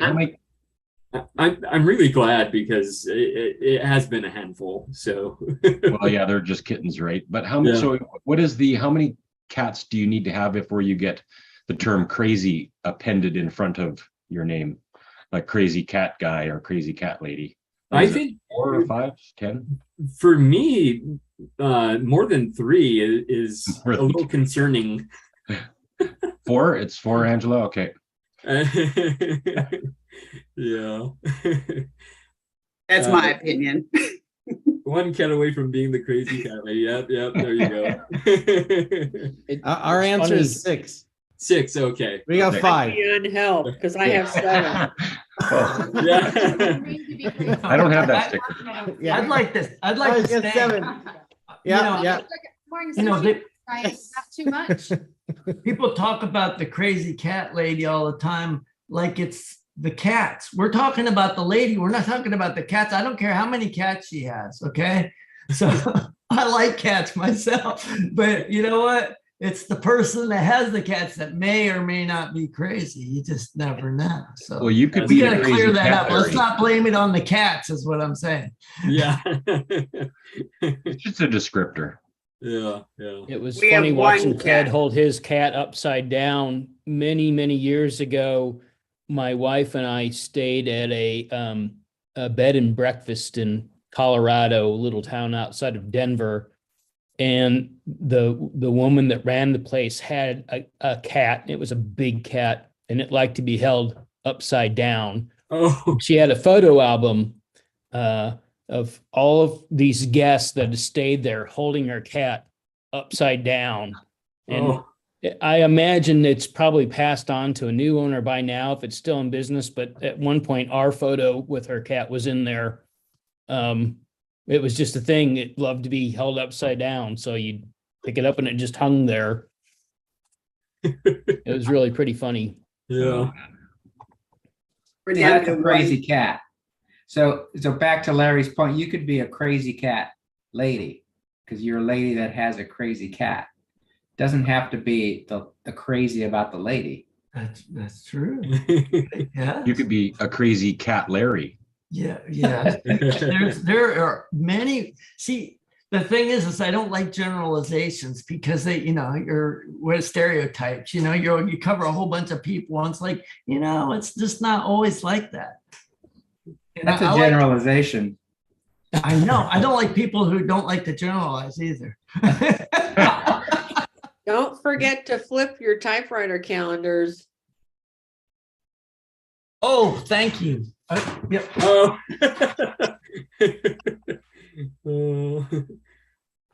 I'll just say that little Alice Oh, hi, Alice. She has the cutest little meow. Oh my goodness. It's so precious. Sometimes no sound comes out. There's my Oliver. Stealth kitty. Yes, stealth kitty. Yeah. Silencer. Wow. Excellent. That's a tiny cat. Yeah, I think our cats are gonna stay small. I assume because their mother is quite small, but of course she was a stray cat, so these cats are gonna be well fed. So yeah. But anyway, where did we leave off? My goodness. Angela? Yes, Angela. Anything else for you? No. Okay. Well, I was just going to say we have one cat left. He likes being an only cat, but he would really like to be an only. Yeah. We still have a dog too. Yeah. Right there. Oh. Excellent. Very cool. Well, it's so good to see you, Angela. Thank you. And I'm glad What kind of dog is it? Walker Hound. A Walker. Oh. Yeah, at least that's what we think. We got him from the SPCA, but that appears to be what he is. His highlight of the summer was getting to take care of the groundhog in the backyard. Oh. Yeah. The groundhog I wouldn't have left alone had he not been digging under my house. So. No. But I did feel bad. Yeah. Seriously, it was the highlight of his summer. Yeah. No winter for you. What'd you say, Ted? No winter for you. You didn't see the groundhog come out. Groundhog. All right. Well, again, it's so good to see you, Angela. Yep. Thank you. Good to be here. Yeah. And Rich, how are you doing? I am doing okay. No typewriter news. Little bit preoccupied with the weather over the last week. We had that hurricane, which we didn't really expect it to hit. We thought it was going for the Panhandle, and sort of fooled everybody when it started headed towards Tampa. And then when I looked at the trajectory, it came right over Orlando, and where they have the center line on the cone, it went right like about 2 miles from my house. Oh my goodness. And it moved. I woke up the next morning when it was supposed to be with us, and it had moved south. And so we got, we're fortunate. Our house survived. We had some water intrusion by the dining room window, and that cleaned up quickly and dried. Lot of wind. We had to bring everything inside so it wouldn't get blown away. Neighbors in this neighborhood got flooded and with standing water for a couple of days. A lot of power outages. We never lost power. We never got flooded.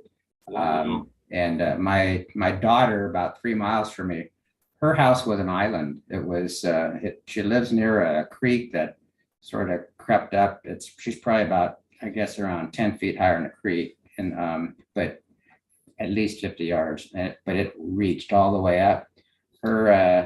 It came about 1.5 feet from their house, but about 4 in a.m. when it hit the Orlando area, her neighbors came knocking on the door. Their house was it was completely flooded. She took a video, stood outside, and her neighbors, what you could see was the top of the carport. I mean, that's all you could see from that height. Everything was water. And so that whole side of her yard was behind the backyard, the neighbor's yard. That was the dead end of their entryway.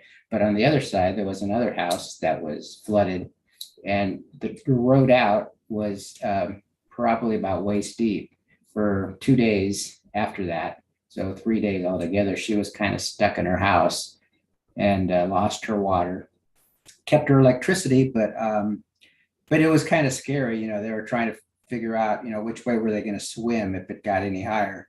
with 3 dogs and a 3-legged cat and a bunch of chickens and a whole bunch of alligators because they come in with the water. Yeah.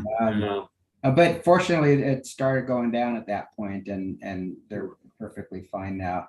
Their parents his parents aren't so lucky. Their house is flooded up to they're on stilts, but it got up to the level of the house. So not sure if it went in or not. They had to evacuate. But so Fort Myers obliterated. It may take at least a decade to rebuild that. Oh my goodness. And then it hooked over, went out to Cape Canaveral area and went up up north to South Carolina, and I guess pretty much obliterated that area there. But it's a horrible thing. It's what's scary is when you don't know what's going to happen, and there's a lot of people still here without power. Some of my friends here that don't have power yet, and I don't know if you've ever been without power for a significant amount of time, but it affects your ability to cook, take showers. The air conditioning doesn't work. You don't have internet unless you have a cell phone, and you can't recharge things. I mean, it's quite inconvenient. No lights, but trucking on through. It's kind of what happens when you're in Florida. So. We evacuate here like pretty regularly for hurricanes when you can tell they're coming. And I'm up in North Carolina, and we didn't evacuate because it looked like, okay, it came around, it's going into South Carolina and it'll dissipate. And Friday, it was scary here because the wind was incredible and the rain, it went through so fast and we hadn't had any rain for weeks. So we needed the rain. So it raised it up about to a normal good rain level. And then it went back down right away after it left. But we expected it to be here once we saw that it was going to hit here. We thought it was going to be here Friday and Saturday. After Friday, Saturday was a nice day. It was amazing. In fact, it's cloudier out today than it was on Saturday. So yesterday. That's funny. That's because that's what happened to us. It actually started, I think it was raining on Tuesday, Wednesday, Thursdays when it got up to us. And Friday, it's really weird. As soon as it left us, it's like it took the summer with it. It's not humid at all outside. It was in the mid 60s at night and the morning, which is cool for us. And it's only mid 80s, I think, right now. So it sucked all the bad weather away from us, and now we got this beautiful sunshiny day, hopefully to dry up all these flooded streets and stuff. So good thing it went through you fast. It hung around with us for a long time. It just kind of went slow across Florida. Wow, it's a big one. Yeah, that's scary. It wasn't even a hurricane by the time we got it, but it was amazing, the gusts that we were getting. Yeah, it was somewhere. I mean, I think when it got to us, it was just changing from a Cat 1 to a tropical storm. And we had some really strong winds. I've got a conservation area behind me and to my side, and that water came up probably about. It's more of a forest with swamp water in it, and but it still came up anyway, probably about 15 feet further from our border. But son got to rescue a snake that got stuck in some netting, so went out there with scissors cutting it. Had no idea what kind it was. I said, you can't do that. It's just, you got to know that it's non-venomous before you cut in or you hold it, because you're at the hospital if it bites you. Yeah. Fortunately, I could tell immediately it was a banded water snake, so it was not a venomous one at all, and it was actually quite docile when we were trying to let it go. It was not fighting or anything. It was just waiting to get cut out. So, wow. So that worked out. So there were some fish on our lawn. Oh. Yeah. Cook them up? No, that's what I was thinking, but no, they weren't real big. But that the wildlife just kind of creeps in. It doesn't take long. Yeah. But wow. So needless to say, I didn't get any typewriters this week. Yeah. But I did, my daily pages several times. So that was yeah. And everything's okay. So well, that's good to hear. Yeah. Yeah, but definitely scary times. My goodness. Well, you know, and it's funny this year, you know, everyone's talking about the climate change, and I think I didn't count them. I think there's like only 3 or 4 hurricanes this year, which is rather low. And this one, I hope it's the end. It's supposed to be the end of the season, but unfortunately, the one that they did have is huge. So, Yeah. well, anyway, it's I think we're ready for some fall weather. Yeah, definitely some normal fall weather. Normal fall weather.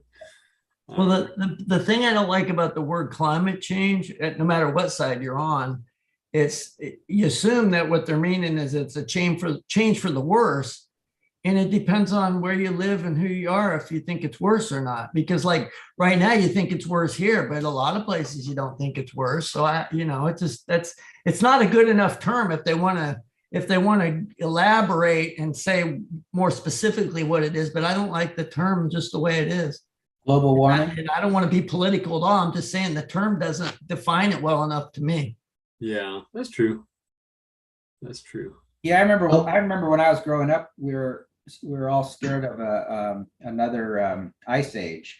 Everybody was saying there's going to be an ice age coming. Yeah, somewhere that. Yeah, they did. At least that was specific. I mean, that's what you got to admit. That was specific. Yeah. In 6th grade, they called an assembly, and it was this big deal. They had these experts come speak to everybody in the school, and they told us within 10 years we were going to have the big one. You know, I'm in earthquake territory, so we were going to have the big one. Well, I don't know how many years it's been since then, but we're still waiting for the big one. So in geological terms, the big one, 10 years in geological terms is like 10,000 years. Yeah. They've already said we're overdue for the big one. Yeah.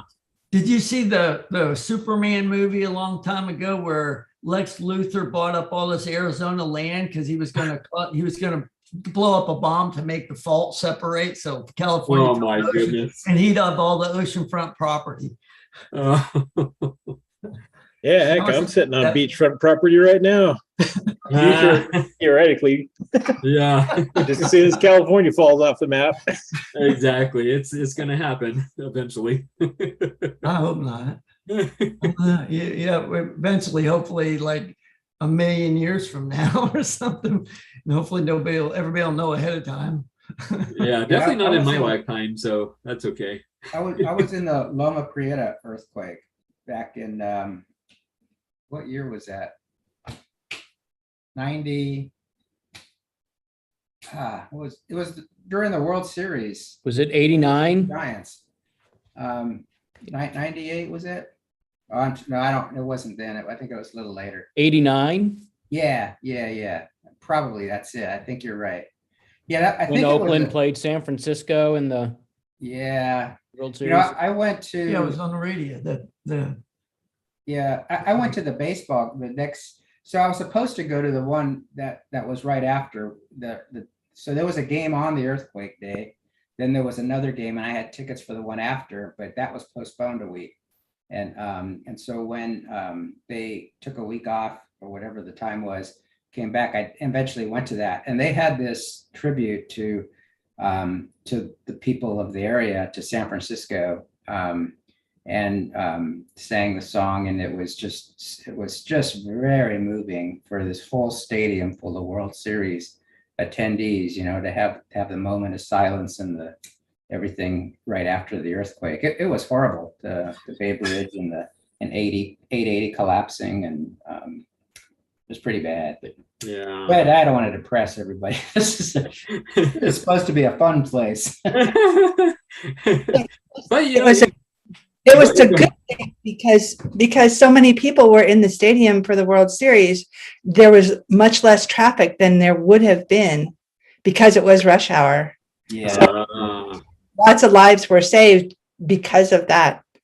It was commute time. Yeah, that was. I was living and working in San Rafael, living in San Rafael, working at the Presidio San Francisco, and my brother was coming up to watch the game, and I didn't hear from him until, gosh, I don't know, late. We didn't know what happened. He drove through San Francisco to get there, and the Marina district, the houses had fallen down, and we at the Presidio, we had some damage, but we were like out for a week because it just was not accessible back then. But it was, commute time. It was would have been a lot worse, especially with the Bay Bridge collapsing. Yeah, it collapsed it. Yeah. So that was scary. Scary times. Yeah, definitely. Definitely. We didn't know. I was living in Oakland, and we didn't know. I mean, we felt the earthquake, and we ran outside, and that was crazy. And our next door neighbor, because all the power went out, right? And our next door neighbor turned on their car radio to get the news to see what happened, and the DJs were playing that Carole King song, "I Feel the Earth Move." Laughing about it, and here maybe it was the big one and stuff, and then all of a sudden the information started coming in about what had actually happened. How bad it was. Yeah, and it just like everything just changed, that whole feeling. And yeah, we were out of power and stuff for a couple of weeks, and they told everybody to turn the gas off, and then of course they couldn't get to us and that was before cell phones. My father was so pissed off that I didn't get a hold of him. I was like, I had no way of doing it. Phones were continuously jammed, and it was before cell phones. That's amazing. It was and then the whole 880. There's several sections of 880 that had just like a pancake with cars inside there. It was there was a picture. I think it was either Newsweek or Time had a cover picture. I think the next week of it was basically a concrete slab of the upper deck collapsing onto the lower deck, and all you could see coming out was the front end of a car. It's strange that they would put that on the cover of a magazine. Yeah. But it was sort of like there was a lot of that. The recovery efforts took weeks. And some people survived that. That was the weird thing to me. Some people survived. They were just in the right spot in that lower deck. Wow. You know what was weird? One thing that was sort of interesting to me, like we had 2 dogs and like 5 cats or something. We weren't crazy, but it was a blended household. But my dog, after that, every time we went under an overpass, and we were at home at the time, but every time we drove under an overpass, which you do a lot in the Bay Area, my dog would duck. She never did that before. Like that was her takeaway from that, was like, don't go over to the underpass. I'm like, how do you know this? How do you know that's not good? I do remember that's strange that a dog would do that.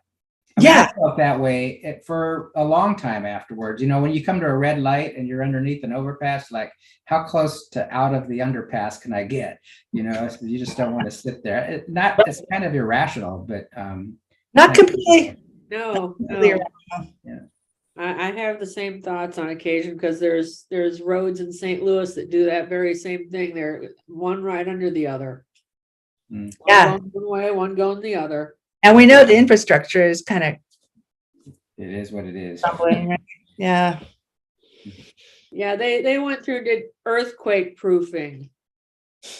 Meaning it's like they actually went through because we have this bridge, this one bridge. It has on the map 55, 64, 4. It's got at least 4 highway names on this map.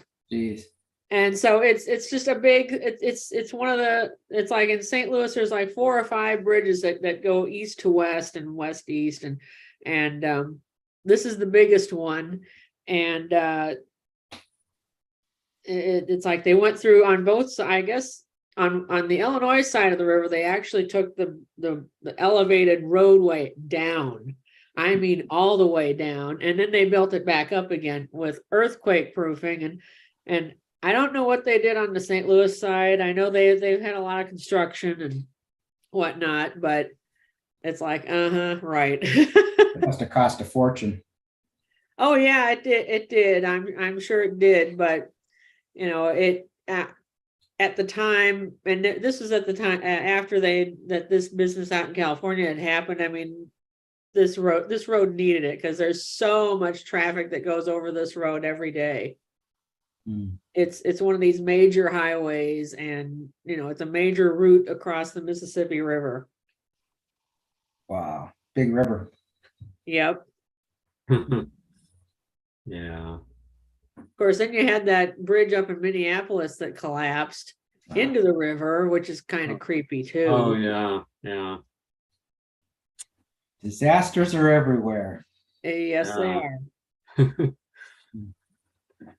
Well, in Canada, I never hear of disasters. I know, huh? Let's all move up there. Where are you talking? Canada. Oh, well, they had that big ice storm. I don't know when, but they had a big ice storm up there. 1998. There you go. Ice storm. Wow. Yeah, it's no big deal compared to what you guys go through. Yeah. Yeah, it can be, I mean, there can be the West Coast, it would be as sensitive an area for earthquakes or tsunamis. So the island of Vancouver and BC, it would be, if there was ever a big earthquake, they would be sensitive to that. The Canadian Shield, the name Canadian Shield also refers to that big stone block that also goes to the US, is extremely stable geologically. It doesn't have, we have earthquakes, but they are very small amplitude, and so they don't do a lot of damage. But that whole area of the Canadian Shield, it's Ontario, Quebec, and the north of the US around the Great Lakes. So it's very, very, very stable area.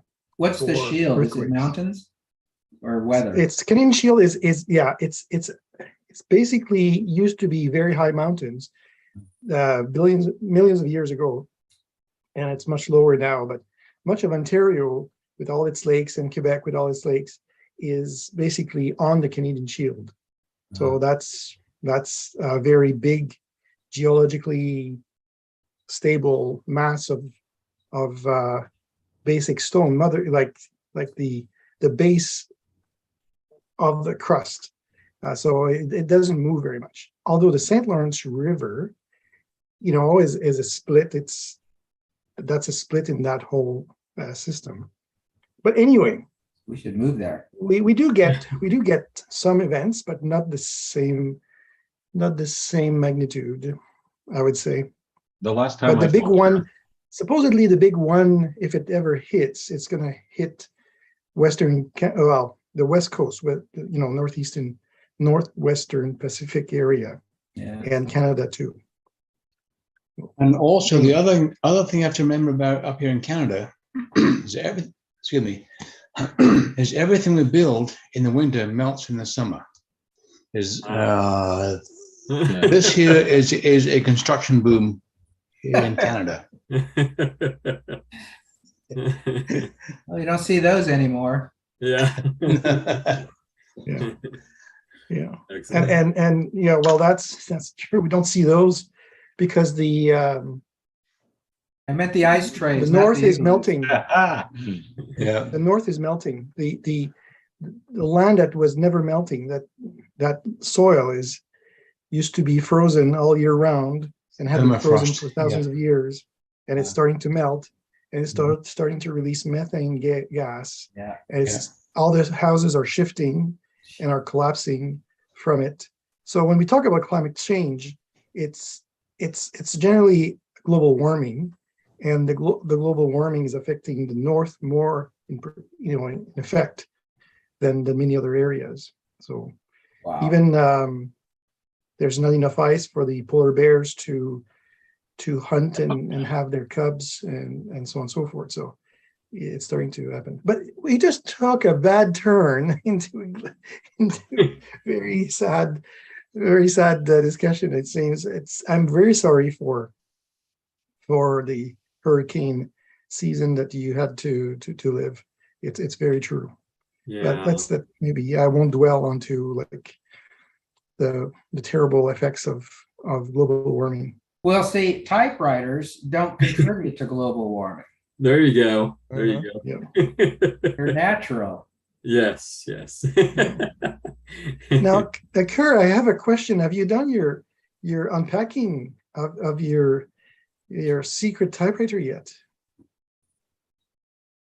No, I was hoping May was going to show up, but was she here earlier and I missed her? She's at a birthday party. Oh, Yeah. there's a hummingbird like 2 feet away from my face. Oh. Have these fuchsia bushes like right outside the window, and so they come there. Yeah. So hummingbirds are about joy, so that's a good sign. There you go. Yeah. I'm gonna unbox this zipper.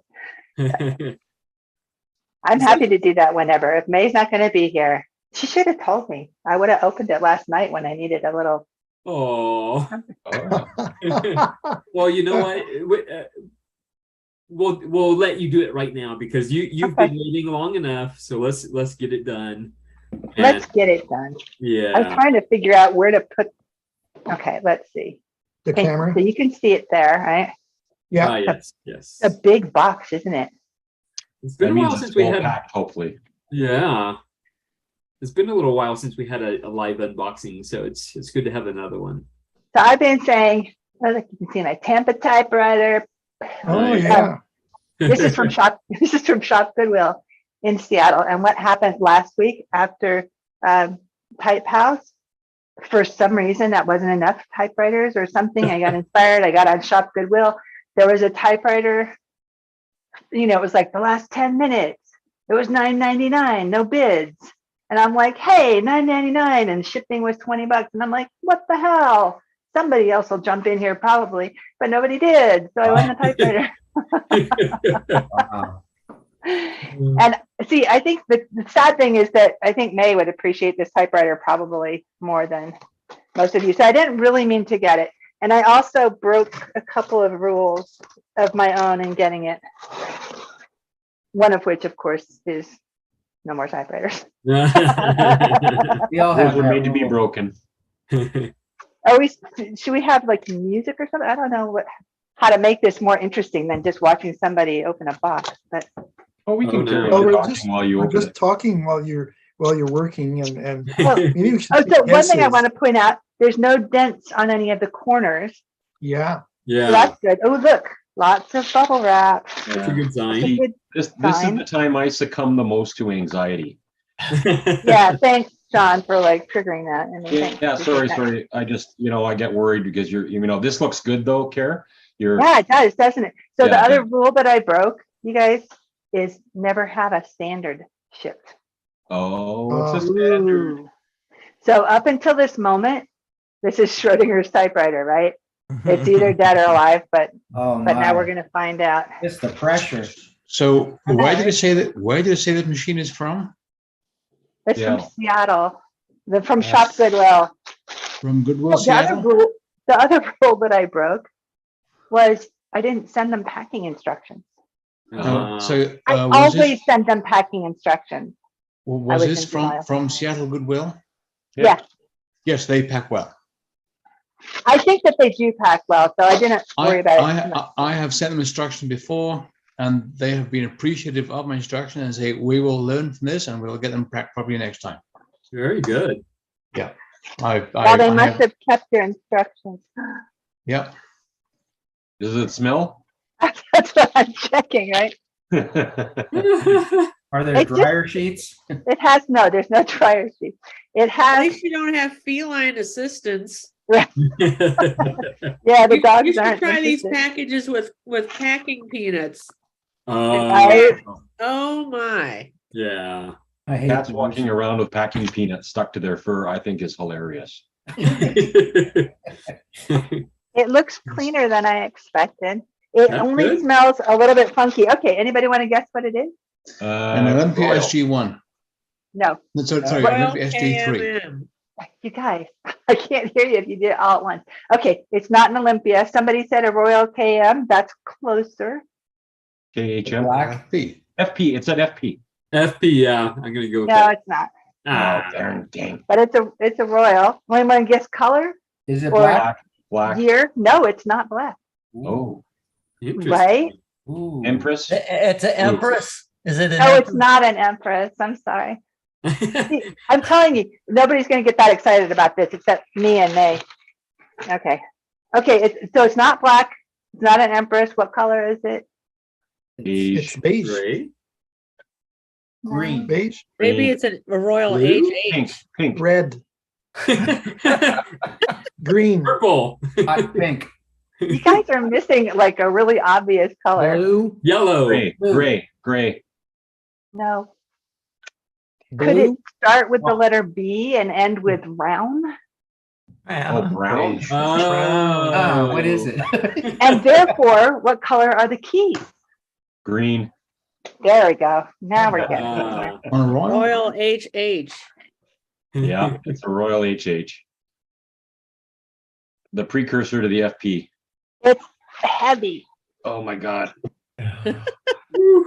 Oh yeah. Oh, nice. Okay. Yeah. Nice. It looks intact too. It has its panels. It has Great. feet. It only Big smells slightly funky and it's kind of dirty, but I had that blowout tool. And what Fire typeface? sheet to help that. Well, we don't know, do we? It looks elite, which is not surprising. Wow. Nice. Oh no, this lever looks like it busted. Oh, the big That, what tab. is that? That's the tab. That's the That's the tabulator. tab. Palm tabulator, yeah.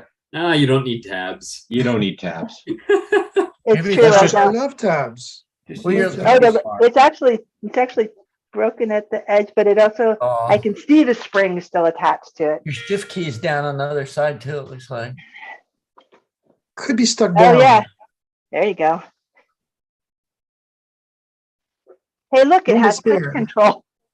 Touch control, yeah. Magic I'm margins. trying to see if I can tell anything about the, does it work? No. Exciting.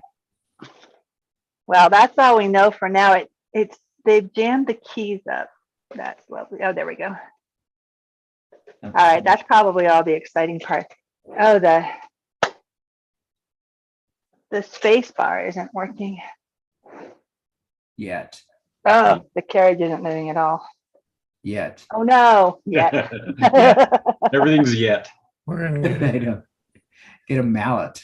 Magic That'll move. margins stuck? The type what? Magic margins, are they stuck in the middle? Oh, that's a good question, isn't it? These are, no, it's frozen for some reason.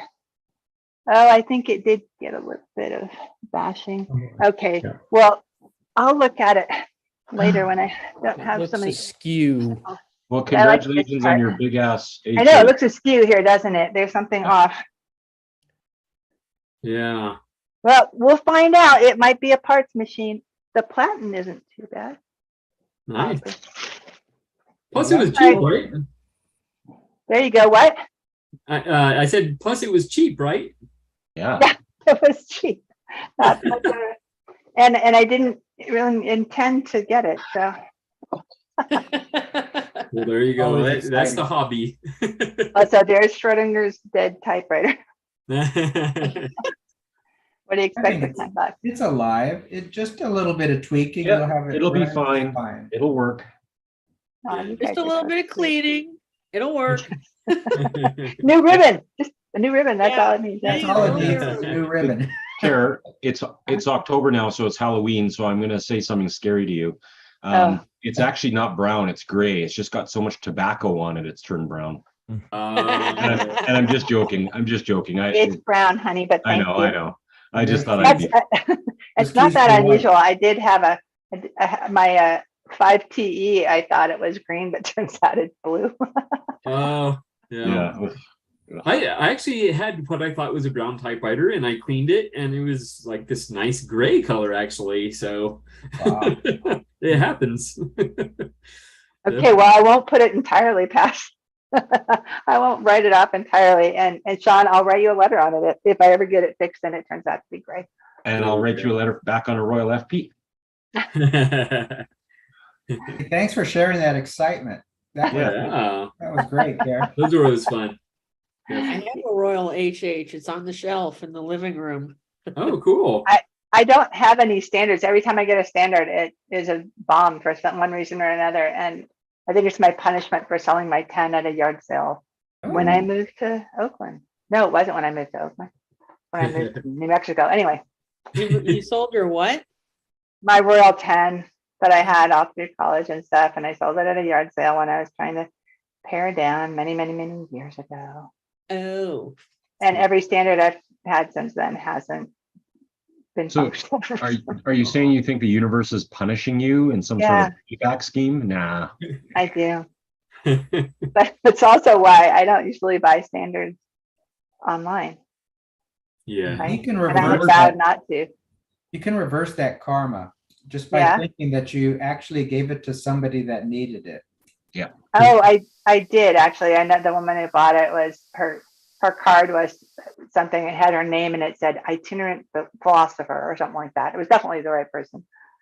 See, so now this karma is going to turn around on you now that you recognize how good that was. Thank you, Rich. I feel blessed now. You are now blessed. Off to St. Vinny's to look for a standard. See? And how is everything else with you, Kara? Pretty good. Pretty good, actually. Yeah. I woke up, I've been having a variety of medical experiences the past few weeks, and I'm kind of sick of it. And I woke up today feeling kind of normal. So, well, that's good. That's yeah, definitely good. So I feel like I'm normalizing. And the weather is, well, it's in the 80s the last couple of days, but it's really nice and cool at night. It's in the 50s and finished all the pear harvest, and it's like being nicer and cooler and sunnier, and you know, the seasonal stuff. We got the greens, the winter greens planted, and just, you know, I just feel like the season's turning is kind of nice. And yeah, we're having part of our fence rebuilt starting tomorrow. That's exciting. And the kiln shed is almost done. Ooh. So someday I will be firing stuff, and yeah, just excellent. all the things. Yeah, excellent. But I don't know, maybe any of you have some advice on this, that thing where, I don't know if, I mean, this is a problem I always have, that thing where like all the projects and all the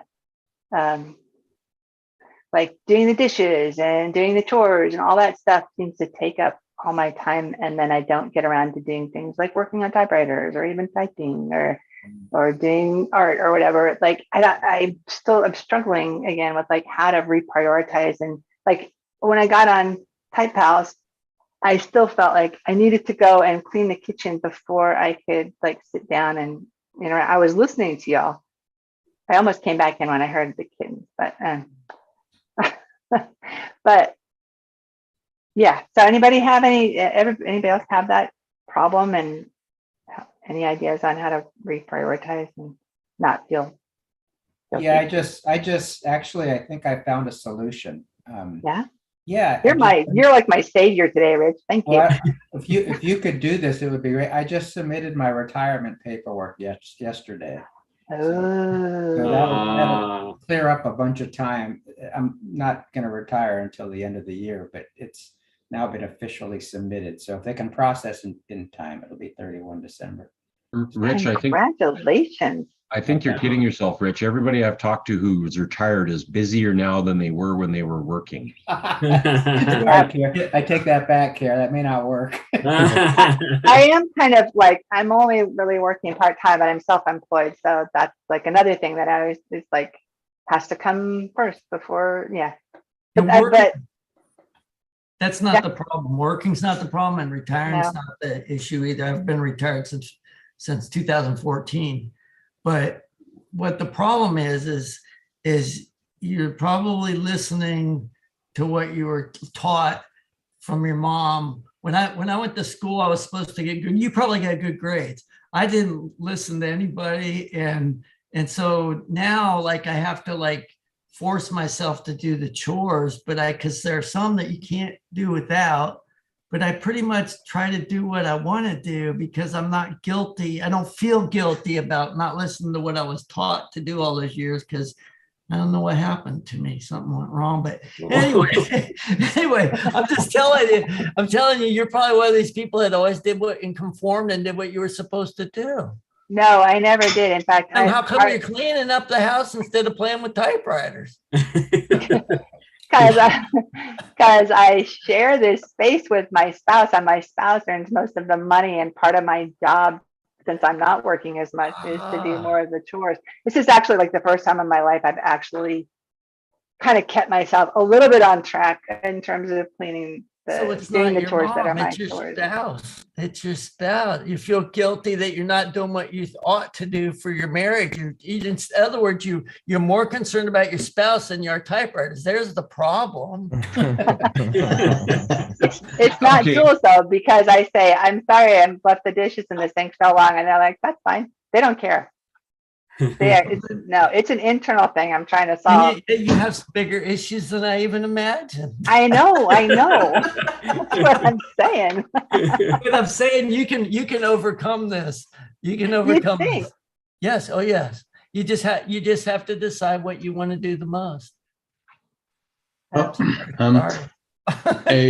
friend of ours who has since passed away used to say, let's have some family time together. We can do the dishes in the dark. Excellent. And retirement is when you wake up in the morning with nothing to do, but by bedtime you're not half done. Yeah. Yeah. This is a possibility. You know, those ladies that used to carry the cigarettes around. Well, even in the baseball games, they carry the popcorn around and all that. Yeah. Put a typewriter on that and use the vacuum with one hand and be typing with the other hand one-handed or something. Vacuuming's not my job, though. That's Jules' job. Okay, well. See, I don't even have that much to do. Like Jules does all the laundry and the vacuuming. I don't know what I don't know what I'm spending my time doing. I feel like I just make projects for myself. I'm avoiding typewriter intimacy. Okay, you guys, I will report back between now and next Sunday. I will spend quality typewriter time in some form. Excellent. And then I'll tell you how I did it. I've just done 2 loads of laundry during our meeting. Oh, there you go. Yeah. Excellent. The second load should be just about dry by now. I have a load you can do. Yeah. and I haven't written back any of these people from all of these letters. I haven't written back. Holy smokes. And I don't feel guilty, kind of, maybe a little. I don't feel guilty, but I figure I'll get around to it someday. And just like collecting my typewriters, I feel like, someday somebody's gonna have to get rid of all my stuff, and because I have more than typewriters. But I don't feel bad about that. I feel like, well, I won't be here, and then I'll have to get rid of all my stuff. I'm not gonna try to downsize for my kids.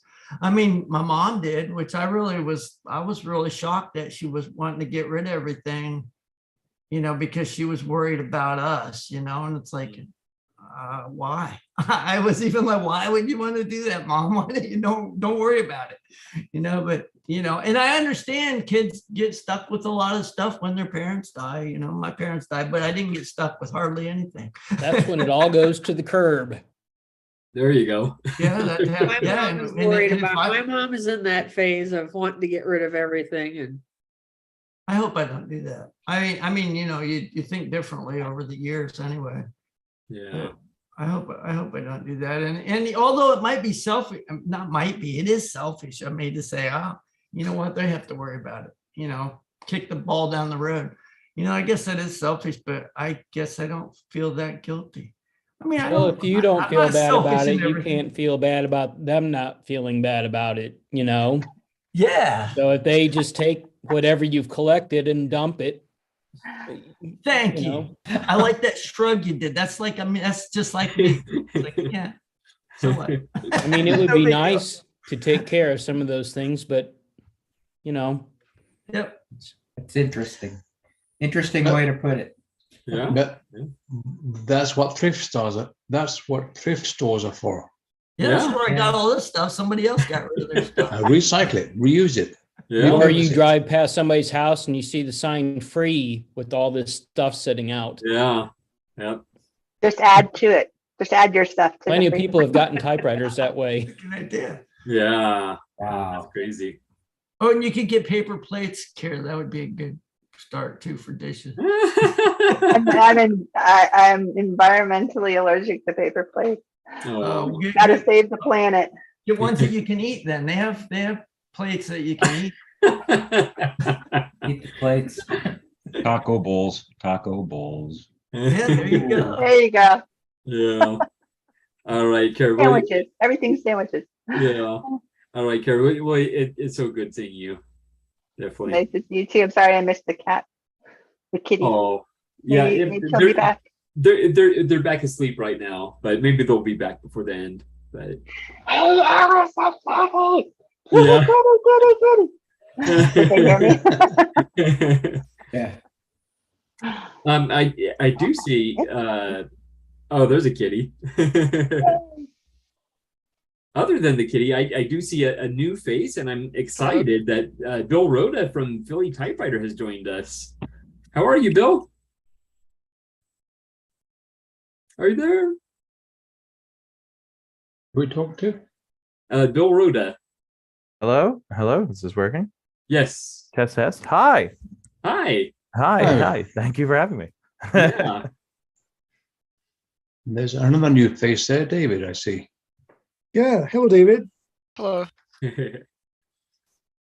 Yeah. So, Bill, thank you so much for joining us. What's going on in your world? Actually, do you want to give yourself a brief introduction so people can know who you are? Sure. I'm Bill Rhoda. I am the store manager, co-owner for Philly Typewriter here in Philly, PA. So we do full restoration and preservation of mechanical typewriters from early 1900s up to IBM Selectrics. So yeah, I joined Type Pals, I guess, last year, and I've been anxiously awaiting free time to actually come to a meeting. And yeah, today was that day. Excellent. I'm so glad. Now, I know you're in the typewriter business, but how many typewriters do you have in your personal collection?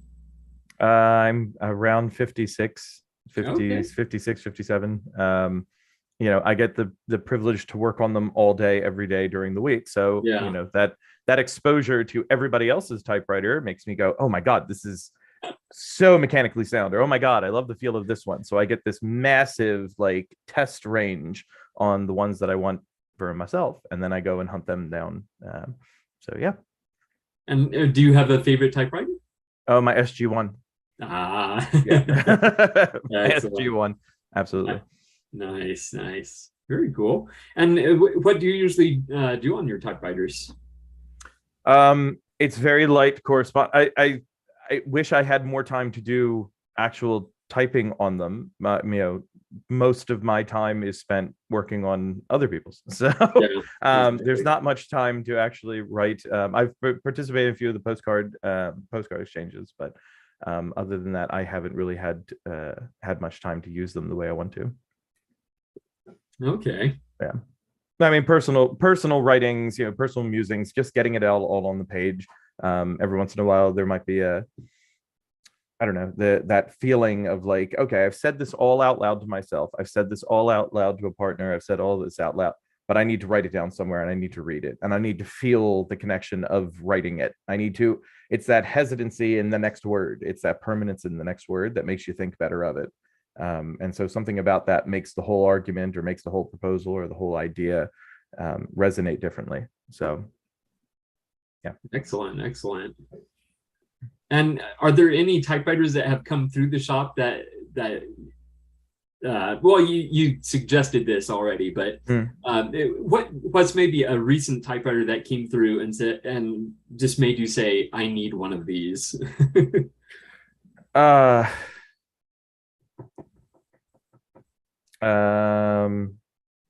man, I don't know. It's actually been a second.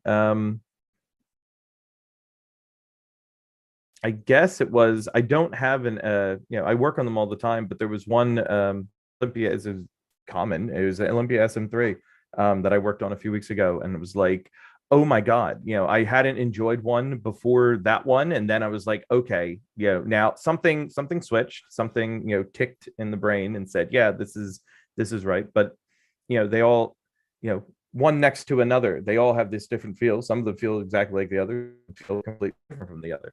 Yeah. I don't know, finding, will I ever find that SM3? I don't know, but maybe that person just had some, anomaly, I don't know, up and some started to fall down the rabbit hole, and so I think I'm going around. Okay. We caught most of that last part, but I think your audio is cutting out a little bit. Yeah, my internet is awful today. I apologize. I just moved offices in the house, and we got to get our internet. I got to call Verizon tomorrow. Yeah. Are there any like rarities that have come through the shop? Well, last what was it? Maybe 3 weeks ago, we had a gold-plated Royal Quiet Deluxe come through from a collector in Texas, and that was quite a privilege to be able to work on. Terrifying to work on, but it was quite a privilege to work on. We could tell by taking it apart, like we were the first ones to get into it since 49 or 48.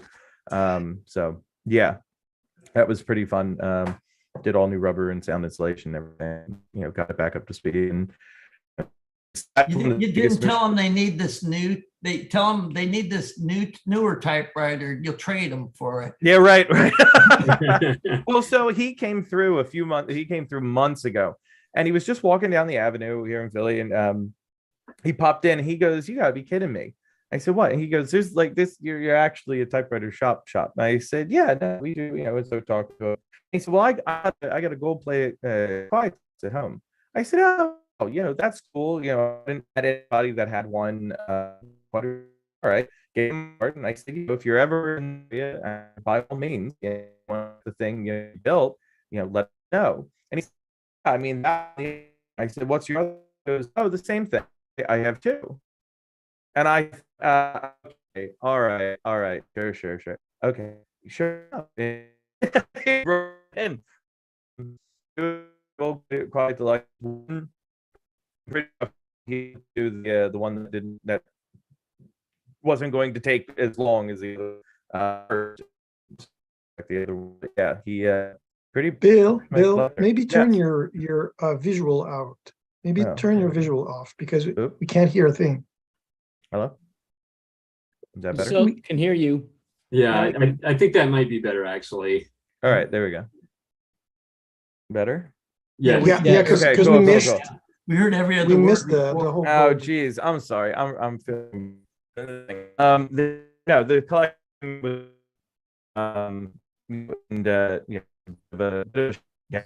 it's still pretty bad. Yeah, never mind. I wonder if you talk. I don't know if you talk slower, if it. I'm serious. No. It almost sounds like because you sound. I heard you, and then you got pretty excited, and then I couldn't hear you because you were speaking faster, and I was wondering if that had anything to do with it. I don't know. Oh, yeah. He said in the chat that he'll speak at the next meeting. So. I'm sorry. I really enjoyed hearing what he was talking. I know. But I was so glad he was able to join us, and I've actually been talking with him outside of the meeting. We're wanting to work on some kind of a partnership or something, and helping to promote Type Pals. So yeah. So I need to get with him on that. Yeah. Especially now that I've kind of settled down with the kittens, and we have our routine now. So I feel like I can actually meet with someone and hold a reasonable conversation. Like with these meetings, I'm letting you guys do a lot of the talking. So I can keep my eyes on the kittens, but yeah. But Bill, it was good seeing you for a little while anyway, and we heard most of what you said, so that's good, definitely. Larry, how are you doing? Oh, I'm doing well, thank you. I got a typewriter 2 weeks ago that I found at the thrift store here that I really like a lot, and it's the last typewriter that I'm not gonna say the last one I'm ever gonna get. That's not what I'm saying. It's the how do I back in the 90s, the early 90s, I was collecting typewriters, and then I moved here in 2004, and I decided, I just don't need all these typewriters here. When I moved, I'm like, so I took them back to the thrift stores that I got them from. I just dropped them off, but I dropped them off, and then later I kept my favorite ones, and then later I saw on Facebook people actually collected typewriters. I didn't know anybody. I thought I collected typewriters, and everybody thought I was weird. And I thought, okay, I have all these typewriters, and I don't need all these typewriters. So now I need them again. So anyway, I've been collecting for a while now, and this typewriter is one that I gave back to the thrift store. It's not the same one, but it's the same model. Oh, and okay. I hadn't had it, and I didn't really miss it because the ones that I gave back to the thrift store were the ones that were like a little rusty or looked a little ugly, because I didn't even have serial numbers as far as knowing what years they were or anything. They were just cool typewriters to me. So anyway, this one is in really nice shape. And so I got this, and Sean's got one sitting there, I think, right there. Remington. Yeah. Pretty. So it's pretty, and what really impresses me the most is, speaking of having problems with standard typewriters, this feels like a standard to me, but it still has a case, which means it stays in better condition. So I hopefully so. I love this thing, and Natasha Rawls, because I got this about 2 weeks ago, and I put it on Facebook that these ribbon covers, one of them was missing this Mm-hmm. and I didn't even remember my old one having that, but maybe it did. But I did, like I said, I didn't know that much about them. I just played with them, but and they probably had good ribbons back then too still. But anyway, Natasha said she had one, and she sent me one. So now I have both covers, so it's complete, and it types like a dream. I love the way it types. And she was so awesome to do that. And the funny thing is as much as I get involved with people with typewriters on the internet, and some more than less, but I've been here for a while, since I've been on Facebook back in 2007. I got on Facebook for the first time and found out people like typewriters, but I didn't even know that these, because I have a couple other Remingtons, but not the Quiet Writer, and they had the normal ribbons that you put in there. I didn't realize this is just wound around it, and it's got that cover on it.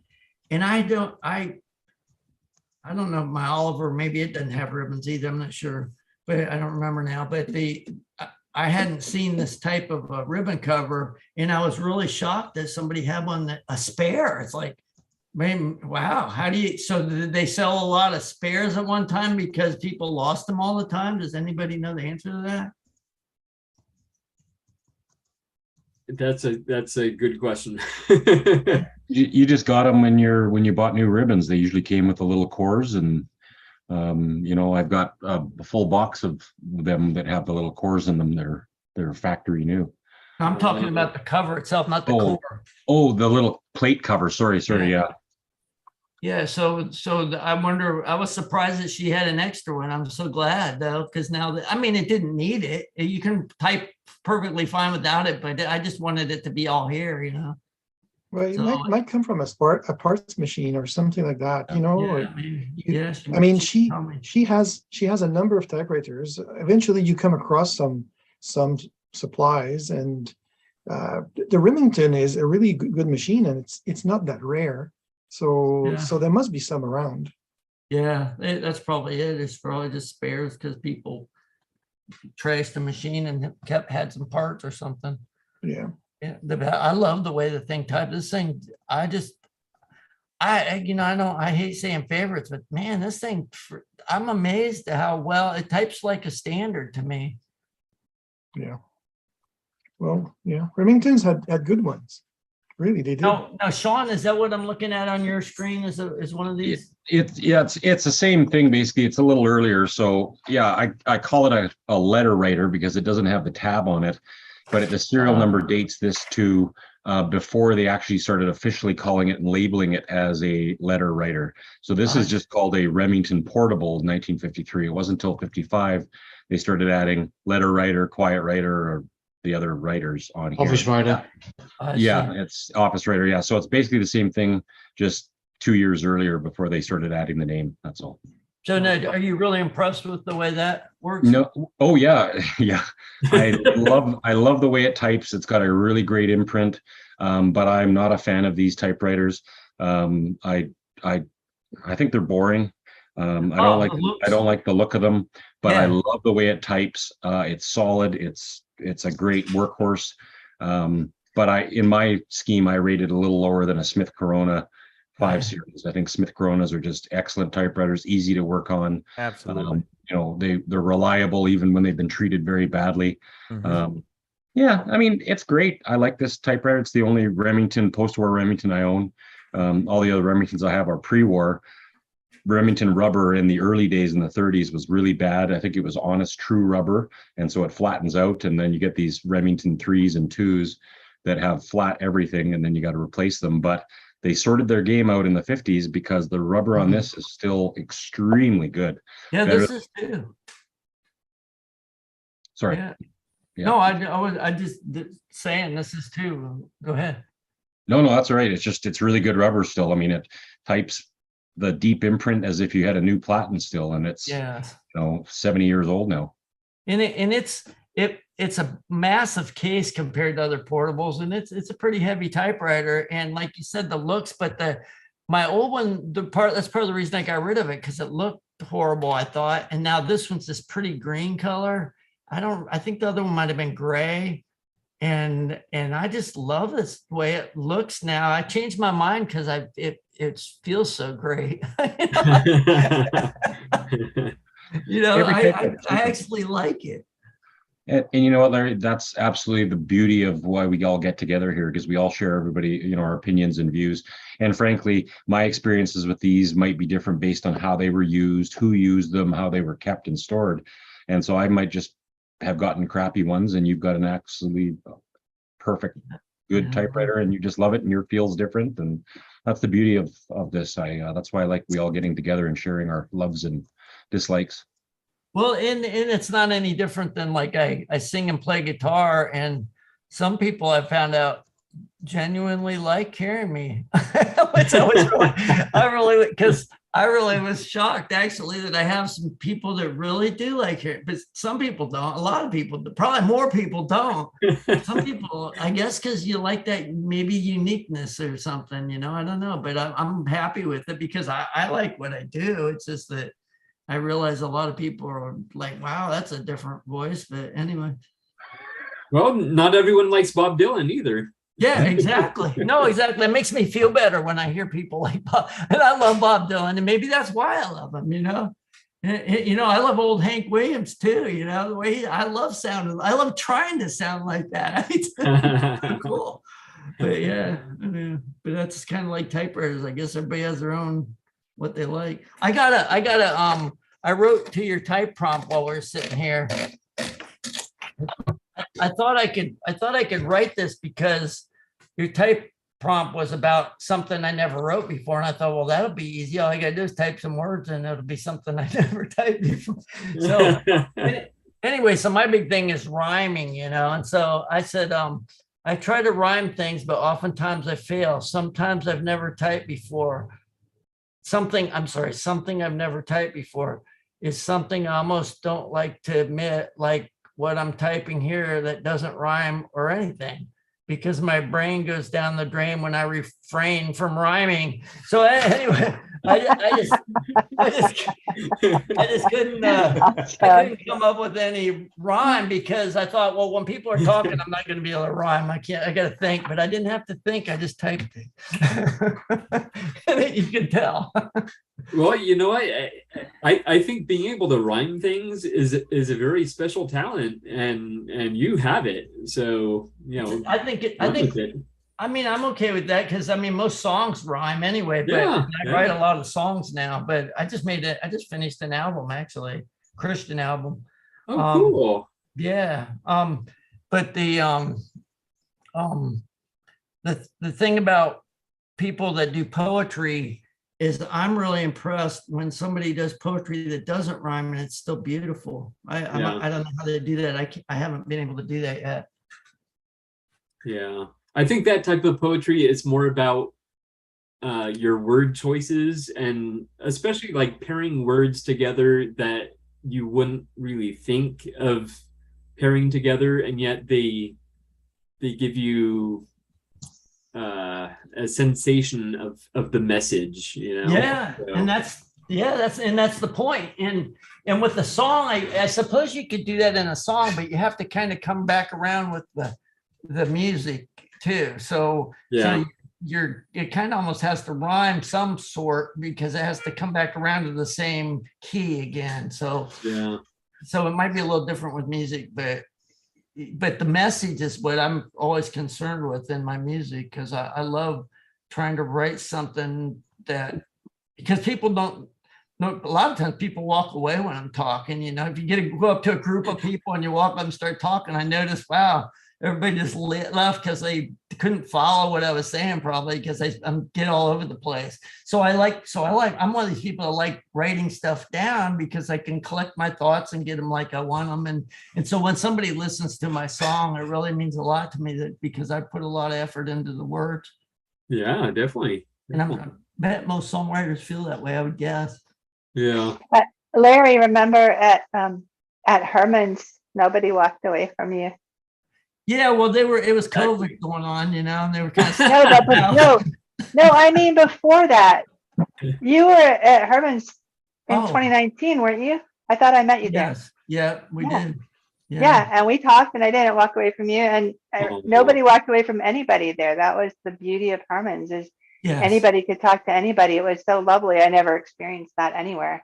So I just wanted to remind you that you have been in situations where you could walk up to anybody and nobody walked away from you. You know, thank you for that. You know, because I think I attribute that to being on Facebook and people seeing me, and then meeting people in person that are like me. So those two things came together very nicely. But I didn't know you from Facebook. Okay, well, I mean, but what I'm saying is the people that are typewriter people, they tend to be very different anyway. So it's not surprising. It's not surprising if you meet somebody that's different, for one thing. And then I'd already been on Facebook too, is what I was adding to that. So that probably helped. People might have known me a little, but they didn't know me. But then when you meet them, you're like, wow, then why do you think I'm here every week? Because the people here are wonderful. The typewriter people are our people. I know. Yes. Yeah. I know. We're definitely good people. Excellent. All right. Let's see. I see another familiar face, or a new face rather. David. Hello. How are you? Good. How about you? Good, good. You haven't been on before, right? Because I have not. Older. Okay. I am getting older, so my memory is not the best, but yeah, but did you want to just give us a little introduction to yourself? Sure. So I am a 22-year-old college student. I go to college in Oklahoma for computer engineering. And I've been interested in typewriters and stuff for the last very long time. That's what I learned to touch type on, was a Royal Portable. I don't remember the model. I still have it, but just came in a case. It's just it wasn't a particularly great to type on typewriter, but it was just it was kind of fun. But now I've got a Selectric 2. All right. That I use. That's what I use to do all of my schoolwork. So all of my reports and everything, I've got a whole bunch of these got a whole bunch of the elements and stuff.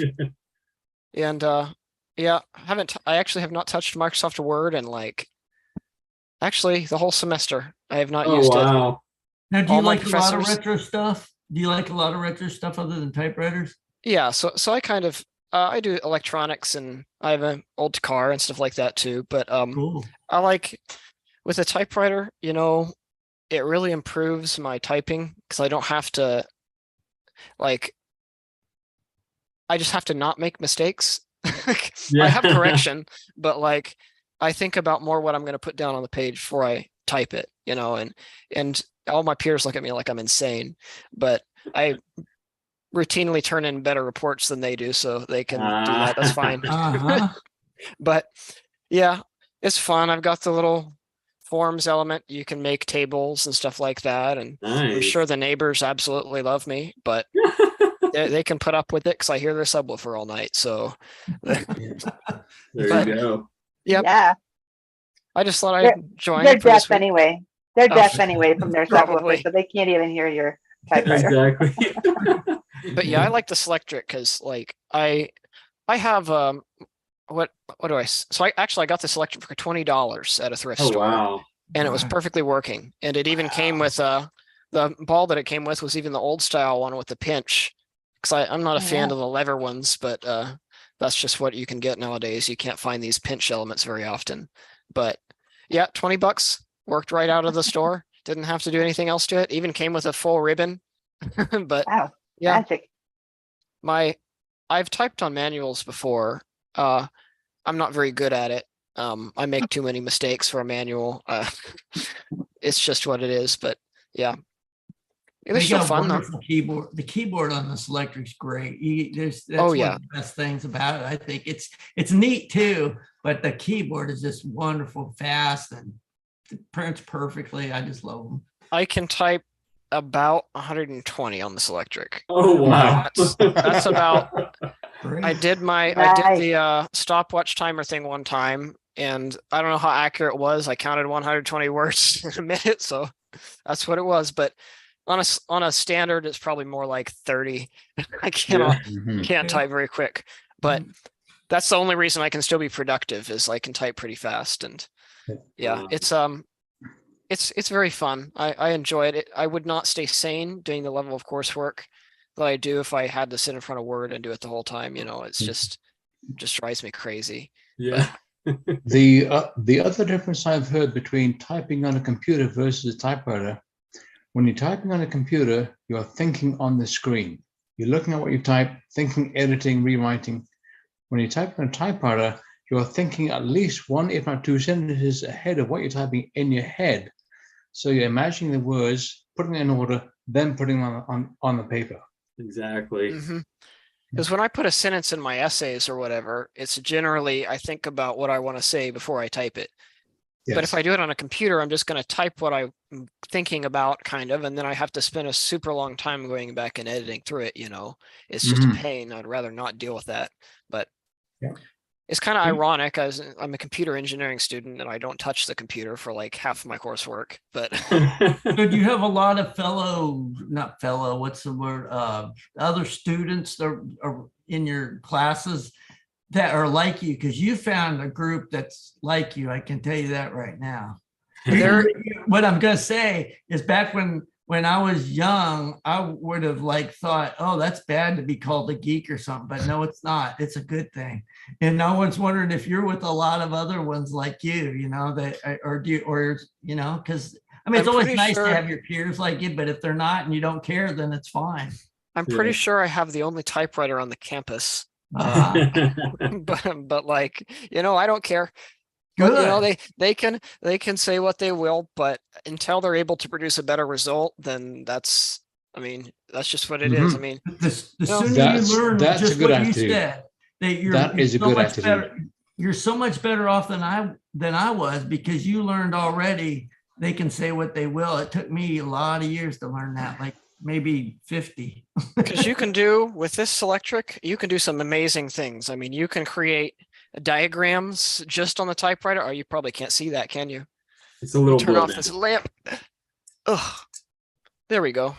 You can make diagrams and tables, even with the shaded lines in there. Right, awesome. And you Holy can make cow. like full blown I'm impressed. block diagrams and stuff. There's let's see, block diagrams you can make for systems and stuff like that.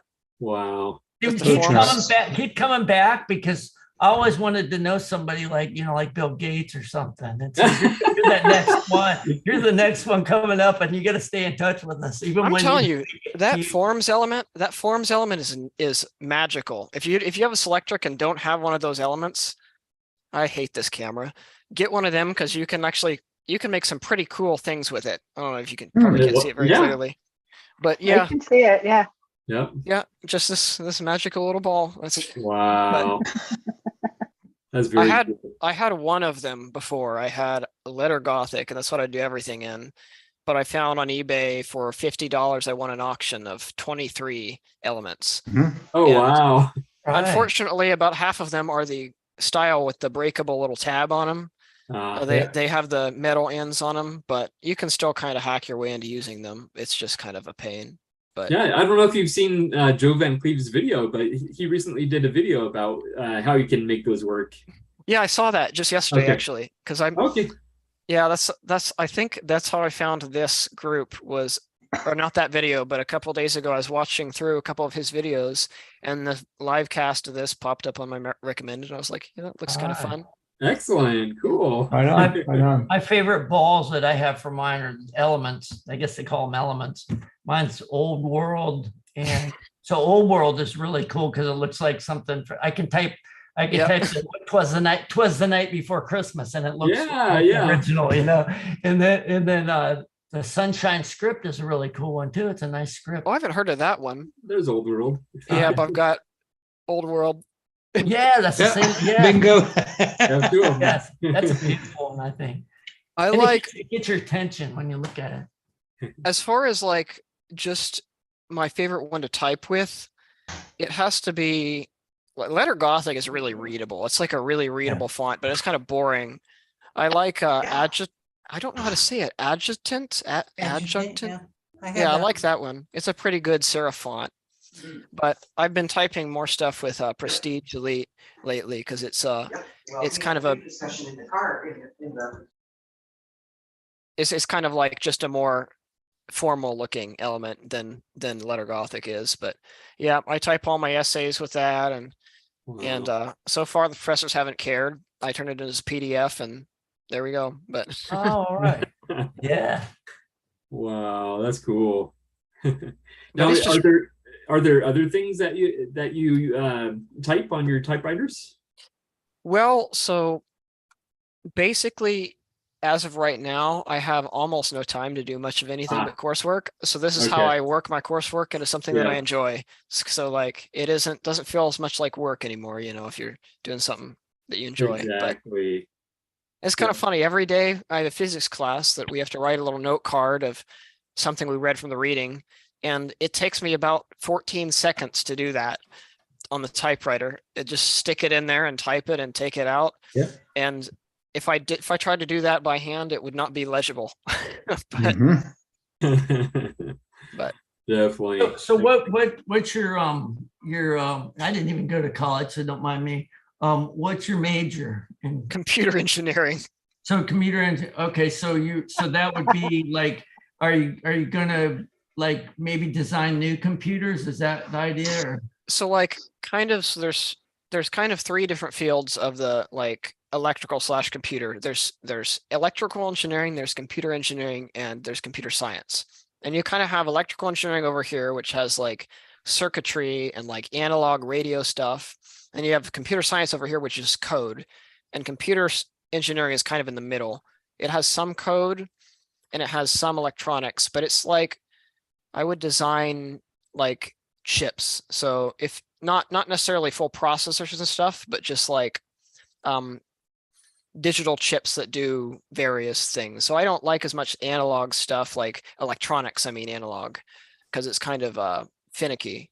But the digital stuff I find that pretty fun. I would much rather make it than use it though. It was not, I don't enjoy using the digital electronics as much but they're fun to design. I have a request for designing something in the future. And I there's like May had on here last week, she had her borescope. And this has occurred to me in the past too, but I have I put my Remington here, but my Royal has a what do they call that? Something typewriter. I don't, it's anyway, it's Bluetooth or you can plug it into USB into your computer, and it's got all these contacts on my typewriter, and I can type it in and it comes up on the screen, which is kind of cool. But what I think would be neat is if you had just a tiny hidden camera in there that just was sighted on the one character, and you had character recognition that would instantly put it up on your screen, that character, every That time would you be type kind of that. cool. I know, and I want you to do that. There you go. I have a friend who has actually got IBM Selectric Electronic Composer. And it's like, those are cool because you can actually type on it and it'll retype what you typed. But it has a tape loop in it that records. okay. Something that he's going to do is he's actually going to make an interface to it that interfaces with the electronics, and he can connect it to a computer. And so he can use it to type stuff and print stuff, which will be kind of neat. Wow. The I wonder if composer's proportional spacing too, which is cool. Oh yeah, Oh, wow. yeah. I think that's what Ted Monk has. He's always talking about his composer. Yeah, I had so my friend who has it, I actually basically forced it upon them because it was going to get thrown away, and I was like, if I bring another one of these home, I think I'm going to get evicted. So I have a Selectric 2 and a Selectric 3, and I have a Royal Portable, like an older one, like probably 20s era. It's got the round glass keys on it. The platinum's hard as a rock though, so it's kind of. And then I have a the newer, as in 50s era Royal Portable, and then I have a Royal Empress, I think is what it is. It's a big secretarial type.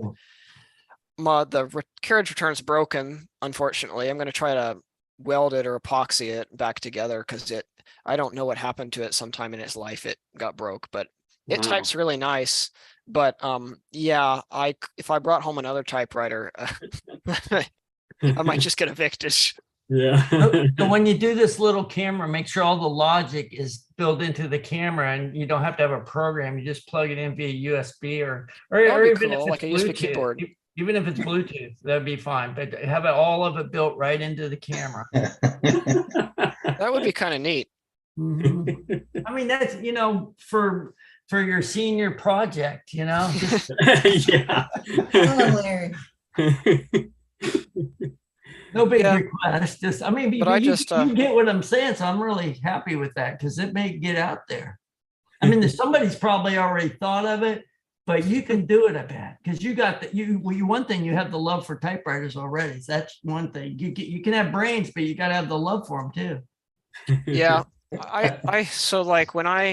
so we do have group projects here, and when we have a group project, I'm like, okay, I'm going to do the report. You can come and watch me do the report, and you can contribute to the report, but I'm going to type it because I'm not going to turn into substandard. My philosophy is if I'm going to do something, it's going to be done to the best of my ability. So, and that in a word is not the best of my ability. I'm not good at, okay, the funny thing, I'm specialist certified in a Word, but I still can't make stuff that looks as good as my stuff that I make by hand.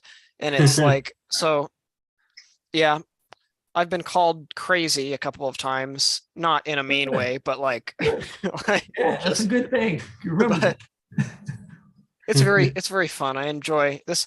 This is my favorite machine. I like the Selectric 3, but one, I only have one element for it.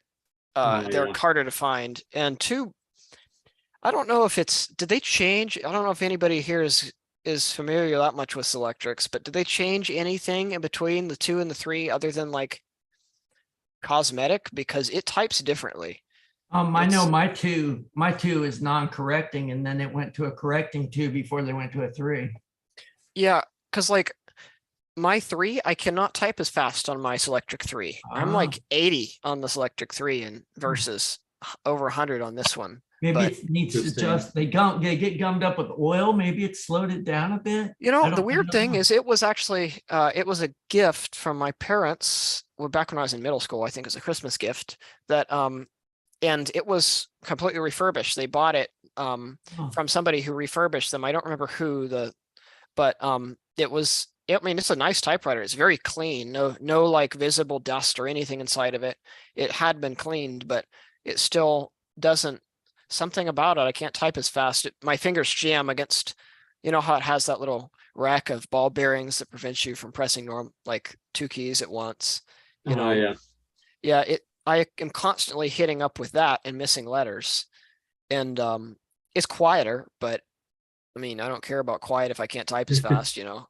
Now, Exactly, did you mentioned the proportional space, but you weren't referring to Selectrics, I don't believe, but when like you know how you had the 12 on that old world ball. My 2, I can put any ball on it from the 2, but it won't type it necessarily the right way because I think mine yours has to doesn't be a 12. have, you don't have this lever here? Uh-uh. Oh, okay. Yeah, mine So- is a double space or So double. your 2 does have that. Okay, so because I was wondering if the 3 adjusted for the proportional spaces. I wonder if that So- was the difference. I don't know. The 3 is the same 12 or 10. The composer has proportional spacing. I actually have a composer ball. Oh. Where is that actually? It's right here. Okay. I have so it's actually kind of interesting. They've got the characters in different spaces around, but you see they're kind of smaller. And the I and the J and the L and stuff don't have big serifs on them. But any one that you see with a colored triangle on it is for a selector composer. And it's meant to be proportionally spaced. And it won't work on the area. It'll fit on there, but it types gibberish. I probably have some example of it somewhere, but like the letters just aren't lined up with what they're supposed to be. But it's kind of it would be cool because they have so many more Selectric composer fonts than they do Selector 2 fonts. But they would look probably okay monospaced. I mean, they wouldn't look quite proper, but yeah. See, you're where you belong.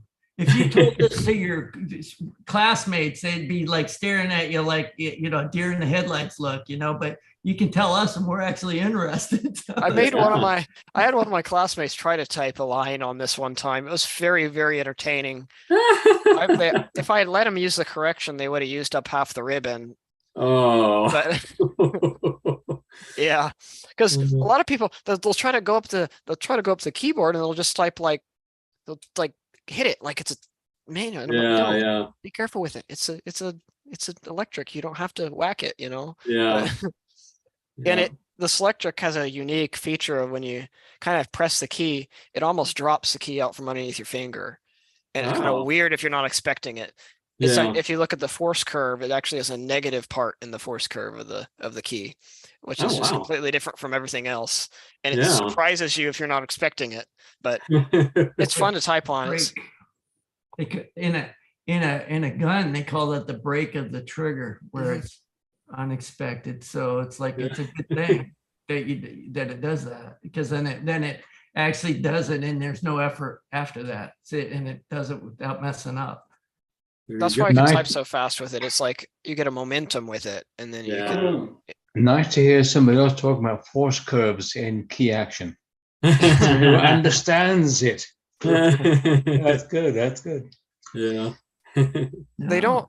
A lot of the new computer keyboards and stuff, they're just like they don't pay it unless you buy some very expensive gamer thing, which I don't care about. It's just, but it's like with the stupid lighting all over it, you know. Yeah. I use mine is an IBM buckling spring keyboard from somewhere in the 90s, but it's lasted since the 90s, so it'll last me till probably forever. Oh yeah, yeah. The very first computer we got was an IBM PCXT. I have one of those. Yeah, with what people call the clickety keyboard. Yeah. I could not get along with the programming in that machine. I collect the old computers as well, so I've got almost every IBM machine from the PC all the way up until the PS2s. Those kind of are those are obnoxious. IBM loved to do their proprietary stuff with those. Man, But if I didn't have 9 grandkids already, I'd want to adopt you as another. I love to You're a cool kid, man. I love to talk to people who actually used these things too, because like a lot of people, they've never used a typewriter before, and it's kind of sad because they're so fun. You know, it's like even if you don't, everybody should have the experience of getting to use one because it's like it's just a fun experience. You know. Yeah, definitely. And sorry for saying kid, because you're not a kid, you're an adult. I keep forgetting that. When you get old, you forget stuff. Well, you were once 22 to also, you know. I don't look 22, so it's a No, you look younger than 22. Is that what you mean? Because I think you yeah, I look younger than 22. I Yeah. look like I'm a high school student. I do too. I'm 64, so you know, I know what it's like to look younger. And for a lot of years, you make sure and tell everybody how old you are because you want them to think you're older. And now I tell them how old I am because I want them to think, "Wow, really?" So you know, but it's funny how that works. But yeah. But yeah, this is I like this hobby. It's a fun hobby. I hadn't really used a typewriter consistently until last year when I started writing my reports on it, and we would have, for one of my classes, we would have a report that we had to write weekly. And my final report in that class was 65 pages long. And a lot of it was copied from the previous reports. I have a photocopier.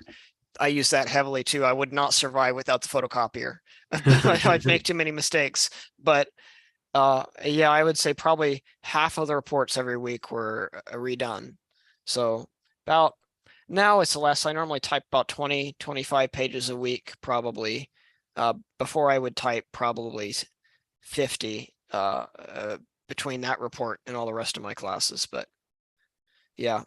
And the Selectric, if you're not looking for it, like especially if you have the symbol ball and you can type all the symbols, it's I like to think that I perplex the professors if they don't know what it's, because like you can tell it's from a typewriter, you know, it's got the because it's got the occasional misstrike, and like you don't get that from, but then you have Greek letters for the equations and stuff.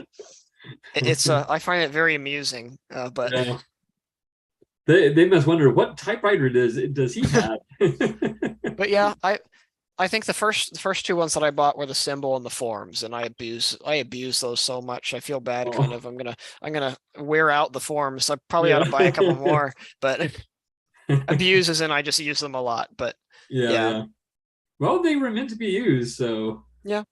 Yeah. So I never understand when somebody buys like a typewriter or something, right, and just puts it on a shelf unless it's something exceptionally rare, you know, like if it's just like, why would you let it sit? It's meant to be typed on. I mean, it's not meant to be just stared at. Well, you get enough of them. Yeah, I guess that's on them all at once. That's a different thing. But like, I'm more talking like people just they'll buy one and they'll stick it on their shelf and it just fills with dust, and then that's silly.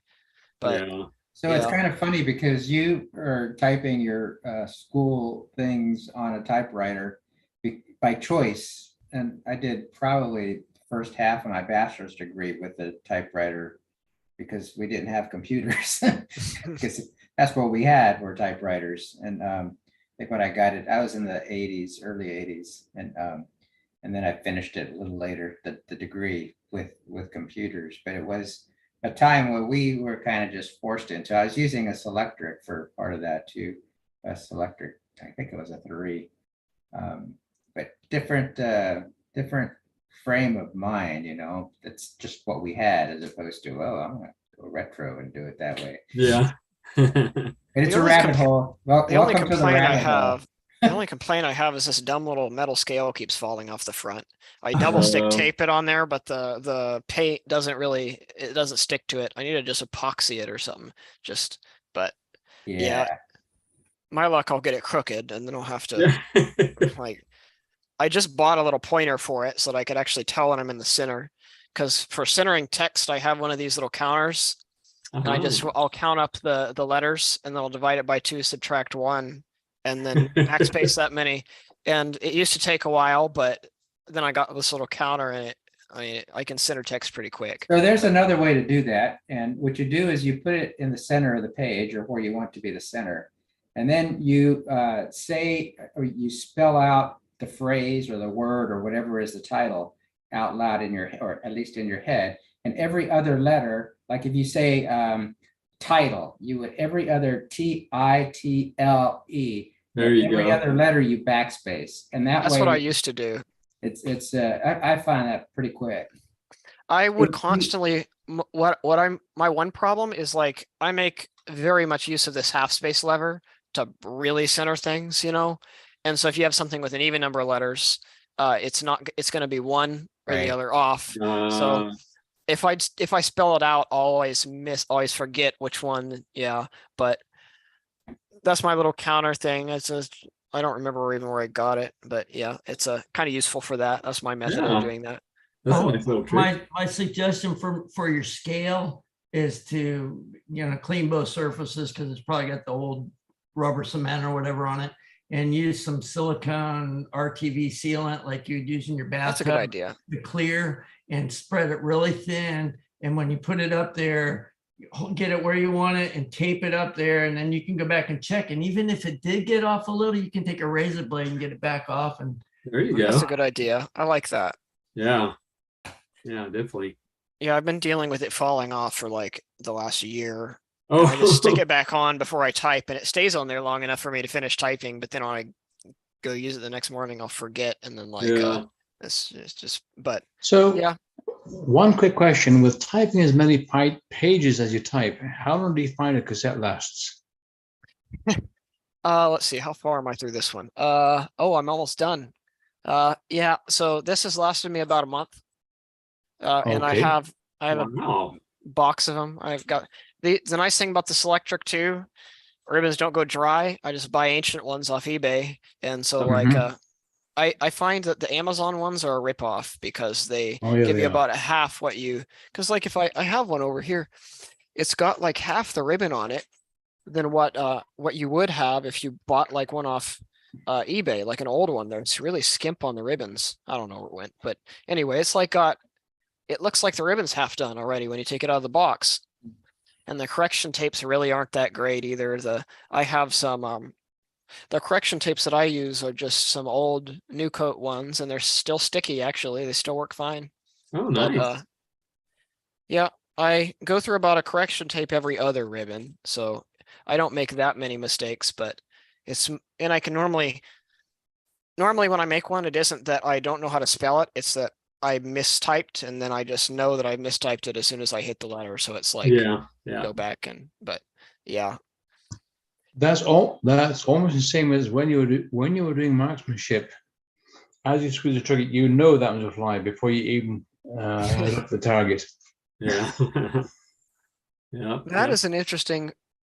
So what kind of typewriter is that, Miss Diane? I'm sorry? What kind of typewriter is that? That is an interesting looking typewriter. This is an Olympia SG1.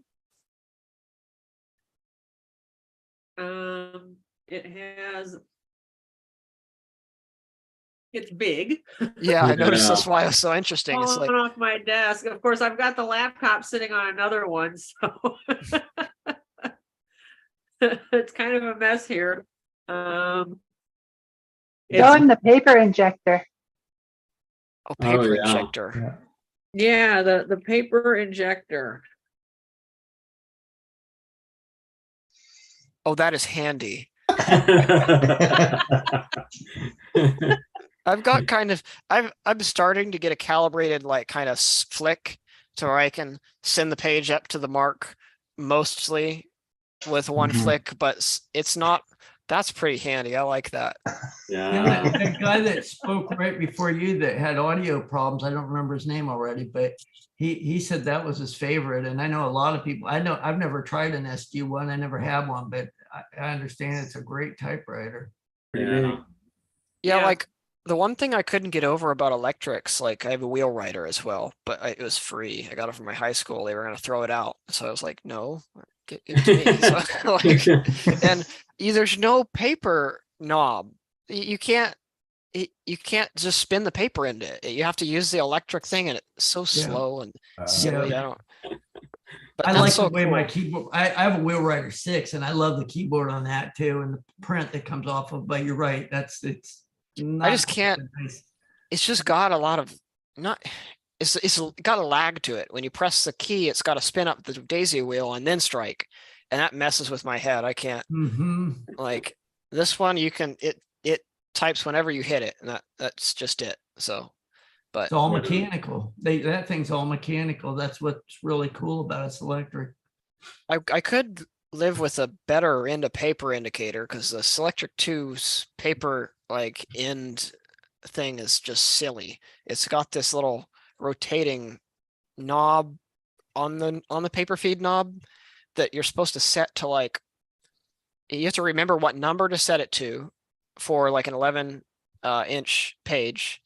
And then like half the time when you hit enter or return, the jerk of It the slips. platen, Yeah. it slips, and then it's pointless. And then you have to look at it straight above anyway, because the mark is not aligned with the site. I don't know. It's just seemed like an afterthought, but I just get a pencil and fan my pages out to where they're all kind of like stair stepped and just draw a pencil line down them and erase it afterwards. But What I've taken to doing is, because I always use a backing sheet, I've drawn one black line an inch up from the bottom and a red line half an inch up from that. So when the red line is visible through your typing page, you need a half an inch left before you hit the 1 inch margin. So what do you use for a backing sheet normally? Just find some good sturdy paper, about 20 to 32 pound paper. Just got a hold of a sketchbook. We had my rough paper, which grips the platen, grips the paper. Well, I've just been recycling the same like sad piece of typing paper over and over, and it's got like it feels like it's got lumps all in it now. But yeah, I just stick it behind and it works okay. I think I don't know how hard the platens are supposed to be. Like about 95 short A for a electric. Like it feels like a smooth metal rod to me. Yeah. So like Oh, wow. it's probably very hard at this point. I thought about getting it rebuilt, but I'm cheap. So like, I don't know. Well, It works for me right now. Joe Van Cleve, I think he often uses a sheet of construction paper. Yeah. Because it's a little bit thicker, so. Yeah. I've tried cardstock, but it gets really irritating because it curls. Yeah. But it works great. It looks great if typed on cardstock, although the periods punch through. But it just ends up getting in my line of sight, because it curls over. Yeah, if I'm typing like 20 pages, by the end of that cardstock's curled up like a taquito. It's like real small. Yeah. But, a plastic replacement is worth it. And I say that because this machine that I was just typing on, I had its platen replaced, and previously whenever I pulled a sheet of paper out of here, I could take the piece of paper that was behind it and I could feel the texture where the keys had struck, and I actually included it in several letters that I sent out to people, and I said, oh, by the way, you can feel the here's the backing paper that came out of this machine. You can feel it wasn't just the punctuation, it was you could feel everything. I mean, it was like it's very hard coming to out of a player piano or something. Yeah. You can probably see, I don't know, probably not actually, I'm going to say that because every single time I try to show something to the camera, it just doesn't work. But it doesn't look smooth, right? Because it's got all kinds of wrinkles in it. Mm-hmm. Yeah, I can see the outlines. Oh, this was the one that I used to type those actual those diagrams. I can see the diagrams. Yeah, but how many times have you used it? I'm talking about once through the one time through the machine, and it does. Yeah, this one, like I can see it after every single. Like if I use it once, I can see it, but I just use the same one over and over, so I have to. This one's feels it feels like sandpaper almost now, like used up sandpaper because it's got so much, like it just. Well, Yeah. The way this machine did it, it dented it that bad just going through the machine once. Man. And it's like, yeah, that's just not good. So and I have found with replacing some of the 100+ year old rubber on some of my other machines that dang, the typing experience is so much better when that plant gets replaced. And this one was just replaced in the last month or so, and I this is actually the first time I've used it. I typed a short little blog thing on half a page, because it's like I never know what to type in blogs. It's like whatever. It's like so I can't use I have like I said, I have like a 20s era rail portable. It's black with red red lid on it, or I think, or maybe the other way. I'll have to find a picture of it someday. But it's like it was so bad, the platinum was so bad, it would punch holes through the ribbon. Yeah, like it would, and I just couldn't use it. Even with a brand new like polyester ribbon, it would punch holes right through it. Sketchpad, man. This is what I use for backing sheets, and it's 9 by 12 inches. So what I do is to cut it to length to 11 inches, but leave it the full 9 inches. So when I'm typing on colored paper, I set the left side of the copy paper and the backing paper aligned, so I got half an inch of backing paper visible, so I can see the line when I'm to the end of the page, whether I can see the line through the paper or not. That makes sense? That's a good idea. Yeah. I like that. Yeah. Do any of you use carbons ever, or is that kind of a thing of the past? I have used them. Like, because the ones that I see on Amazon, I ordered what is cheapy ones just to see what and they weren't real carbon. They were like some kind of pressure sensitive, like they looked like garbage, all blurry and stuff. But the ones that I've seen in like old videos, of typing instruction type things, they're like graphite, clearly shiny graphite, and you can use them multiple times and you can erase them. Can you even get that anymore? You can still get carbon paper. I was going to try and pull some out of my drawer, but it's buried underneath ribbons and stuff. So, because I would use it if I had it, because I have to type most of the time. I photocopy it, but this is some vintage that I got, but I was still able to buy some at like Office Max and whatnot. I know artists use it, right? I went into Office Depot. Tattoo artists use it. Yeah. I went into Office Depot a couple months ago and asked for some carbon paper and got looked at like I was crazy. Although I had just asked for a correction ribbon, so I mean, but they did have a correction ribbon. They had one. It was for a wheel writer, so I bought it anyway because I have one. But like, it was on clearance. I remember they used to carry Selectric ribbons like 10 years ago. They would carry the Selectric ribbons, but not anymore. Yeah, you might have better luck at an art supply store, because I'm pretty sure artists still use them for doing transfers and stuff, and so that would be a possibility. I don't know what size it would come in though. That would be one question. Yeah. I would imagine there's vintage stuff online on eBay. Yeah, I've searched and I've found some on eBay. I have not actually bought any. I was sent an offer, one of these offers that the sellers do when you show interest in something. It's like, but I forget about it before it expires. So. Yeah. I need to stop eBaying for a little while. I ordered way too many Selectric elements. I ordered one from Florida by accident the other day, so I don't know when that's, or if that's ever going to get here. It's a weather delay is what it says on it. Yeah. I bought it because it was adjutant. I still can't say that. I'm never going to be able to say it. Adjutant, but it's like the pinch style, and it was like $8. And how can I turn down an $8 pinch style element? Yeah. So, I bought it. Maybe this is why it's $8. It's just from Florida, but yeah. I think I think the Selectric I was given from church I think it had adjutant in it as well, but I have it in the shop waiting for a cleanup. And the other machine I got from church was this SG1 that the laptop is sitting on. Oh, you have another one. Oh, to be honest, I think I have 6. Okay. I have too many typewriters. It's like this is my desk, my typewriter desk, and it has 4 standards on it. I also got tabulators too. Well, I guess of course they would, but that's the tabulator bar on the top, right? It is. I don't have any with the decimal tabulator on this model. I have that on other models.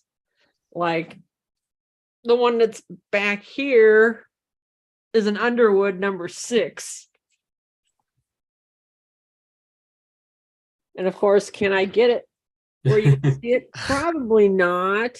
Oh, there we go. There we go. So this is the decimal tabulator. So it would let you type columns with numbers in it, with like money values or just numbers in them. Oh,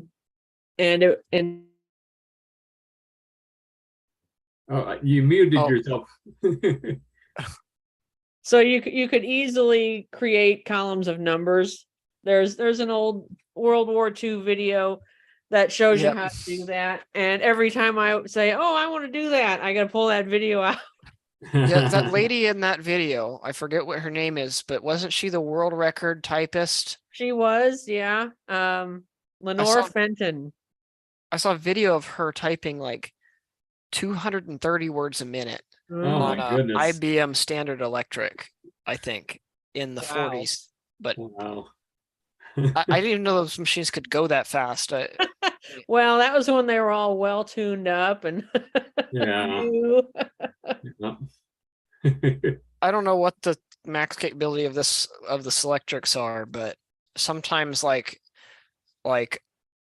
I'll jam or not, they don't jam, but I'll jam my fingers up in trying to type the word like "the" too fast or like but yeah. Well, when my wife was typing for, I believe it was Home Oil up in Calgary, she had the use of a Selectric, and at that time she could do about 140. And she said at that speed, the type element would occasionally fly off. Oh, wow. Wow. Oh, man. It's probably a rhythm thing. I mean, just like a guitar rhythm, that's the main thing. It has to be right, or you notice these little differences, but your fingers probably the timing between your fingers has to be probably the exact amount to go as fast as possible. Because if you speak in second, like V, you do the T and then the HE really fast, it's gonna, so it probably has to be perfectly spaced throughout all of your writing to speed up even more. Think of it as a bullet going through a propeller on an old airplane. You have to you have to be real careful that it goes between the propellers. Yeah. What I notice about all the typists, like the really fast typists from when they were still typing on manuals or just typewriters in general, if you watch videos of them, you'll notice that they type like, nowadays, if you type a lot on a computer, you're used to typing words. So you'll type. So, but those people on the typewriters will type character by character, and they don't. Everything is exact rhythm. They don't slow down the fingers at all in between the words. That's a skill I wish I had, but I've gotten too used to the computer. I mean, I'm not the one to say practice because I've been the worst at that, but I know at this point that's what it takes. And like I can type like that for short periods, but like then my brain will just be like, "All right, you got to stop for a second, just catch up." But Juliana was also saying that when the daisy wheels came into the office, I think she and another secretary used to have competitions as to who could type more. The daisy wheels have a lag time. And the best Juliana could get was a line and a half across an 8.5 by 11 page before the type wheel could catch up. Yeah, it's not that hard to out type the wheel writer that I have. like it's a very nice, it creates very nice looking text, and it's the best correcting typewriter I have. And it's kind of nice because you can just do codes and it'll duplicate your whole page. Like, but like I don't normally have to do anything like that unless I just make some colossal huge mistake. It's but that's what whiteout's for. And so like, I don't know, it's that's why I don't like typing on it. I'll type the daisy wheel, and then it's just like you don't feel like you're typing on a typewriter anymore. You're feeling you're typing on a computer with this annoying, loud, noisy thing sitting in front of you. Like the fastest daisy wheels are the ones with no memory. So if you get one with no memory at all, that helps a little bit. I used to have a Royal Satellite that was like that. It would not remember what it had memory, but it just so that you could erase. It didn't have retyping or any of that. It was a nice typewriter until I accidentally killed it. It was, I think it was, I was like in middle school and I was like, hey, that looks like a keyboard port on the back. And I plugged a keyboard into it and it was no more. So alas. Was it a printer port? Because they made printer ports on some It was probably a serial port to plug it into a computer and to use it as a printer. Yeah. So I wish I still had it. It was kind of a neat, I mean, I probably wouldn't still use it, especially I use this electric, but it was still a neat thing, you know, but Here that you is go. an old one. This is a 1899 typewriter. This you cannot see what you're typing until you lift the platen. That's great. And no shift key, right? And no shift key. Yeah, it has no shift key. This is what I use this machine as a quote speed typer in the typewriter contests that we have at our virtual gatherings. Unfortunately, I finally hit my highest amount of words per minute this past year. This year, a whole 17. Which, I mean, it's like you have to understand. Look at this keyboard. A, it's a double keyboard, and B, it's in a grid rather than the stagger that you see on your. Talk about that ergonomic numeric layout there. Not only do you have to type L for one, but you got it split on the left and right side of the keyboard. Yeah, say the lowercase L for the one, but you also have to type the capital O for the 0 because there's no 0 key either. And it's like at least if you want to type directions, you have the keys here. You get a capital A, a period, and a capital E and a period when you type this. So at least that saves a few things, but nobody ever types that except for addresses. So I like the quarter and half key. I love that key. The fractional, you know. Oh yeah. That is like my favorite thing because fractions just look so awful when you do them like, you know, just 1/2, especially if you've got like 1.5, you have to space it out so it doesn't look like you're saying 11/2. Yeah. This thing's ready for email. It's got it's got the @ and then it's got the pound key for Twitter. So, you know, we're ready to go. This is ready for the 21st century. Yeah. Even though it's in the 19s.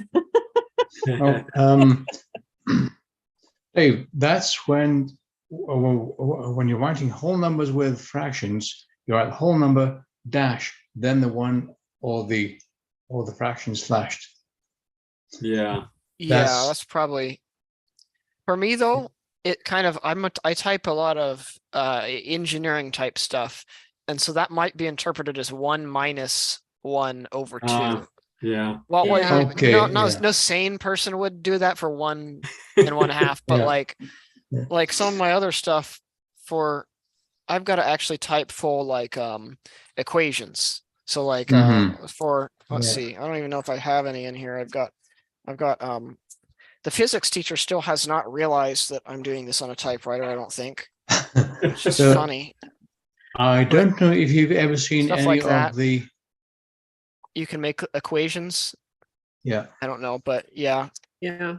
Hey, David, here's May Travis put this up here last week. She's got this dial-a-type that this goes on one of the type slugs. It's actually on the typewriter. I don't know. Can you see that at all?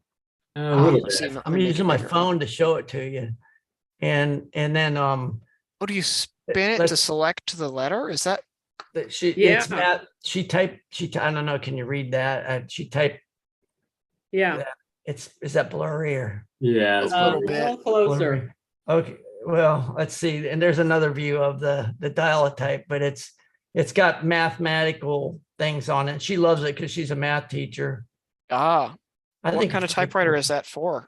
I think it's a Royal. Yeah, well, it's a Brother. No, it's a Brother. That's right. It's Brother, yeah. Brother goes back that far? I didn't know that. This one has that on it. It's called a dial-a-type. Is all I know. I've never seen it before until she showed it last week, but I was pretty impressed. Yeah. Yes, a lot of the English typewriters have what I call the fine fractions. They have 1/8, 1/4, 3/8, half, 5/8, 3/4, 7/8. Wow. Yeah, I don't know if She said language, engineering, medical, pharmaceutical were available, and she said she wants to collect them all. But this was the mathematical. That's cool. Yeah, very cool. Brother JP3, 1967, signature 511, Brother JP3. She found it on eBay. I know, it's so cool what people find. All right. Well, we're about at the end here. But as always, it's been very fascinating, and it has so good to meet you, David. And I hope you come back. Yes. Yeah. I know you're busy with your schoolwork, but I do hope you find time to come back and hang out with us. So I probably will. So I'm in Texas, so it's Central Time. What is it for you? It's 1 p.m. I'm Pacific, so it just turned 1 p.m. Yeah. Okay. Yeah. I church in the mornings, but normally I'm off by let's see, like I'm back here after lunch by 1 hour time. So that's okay. Same issue. Yeah. It's 4 o'clock here, and I'm at church for part of this. So yeah. Yeah, we go on for 4 hours. So. Yeah. What was fun? You'll find that quite a few typo members are also churchgoers, and that's the one reason why we're able to get going on Typewriter, because churches were shut down due to COVID, so we're all able to get going. And yeah. Perhaps I'll find some time to do some correspondence. Ironically, that's the one thing I've never done I've never written a letter with a typewriter. Mm-hmm. Well, feel free to join typepals.com. It's free, so you can dip your toes into it, and you can even do things like postcards. A postcard would feed very well through your Selectric. Yeah, and that would be a way to just quickly send out correspondence and not have the letters tend to be a little more time consuming. So you can do postcards or even just short notes, whatever. Yeah, feel free to join us. So don't make the mistake of listening to what I say. Like when I was talking to Kira earlier about being lazy, don't do that. You need to get through school and do great. And I don't think you're going to have any problem from the sounds of it, but don't waste too much time on your please. I'm pulling for you. I just think it's so cool what you're doing. I'm so impressed with you. Definitely. It's like this is my second attempt at college too. My first attempt failed miserably. And this time is much better. I found a way to enjoy it, but excellent. That's good. Yeah, and I think you'll find there are also enough members here who'll be more than happy to type back to you on Selectrics. Yeah, there you go. Just compare all the fancy type elements, I know. Absolutely.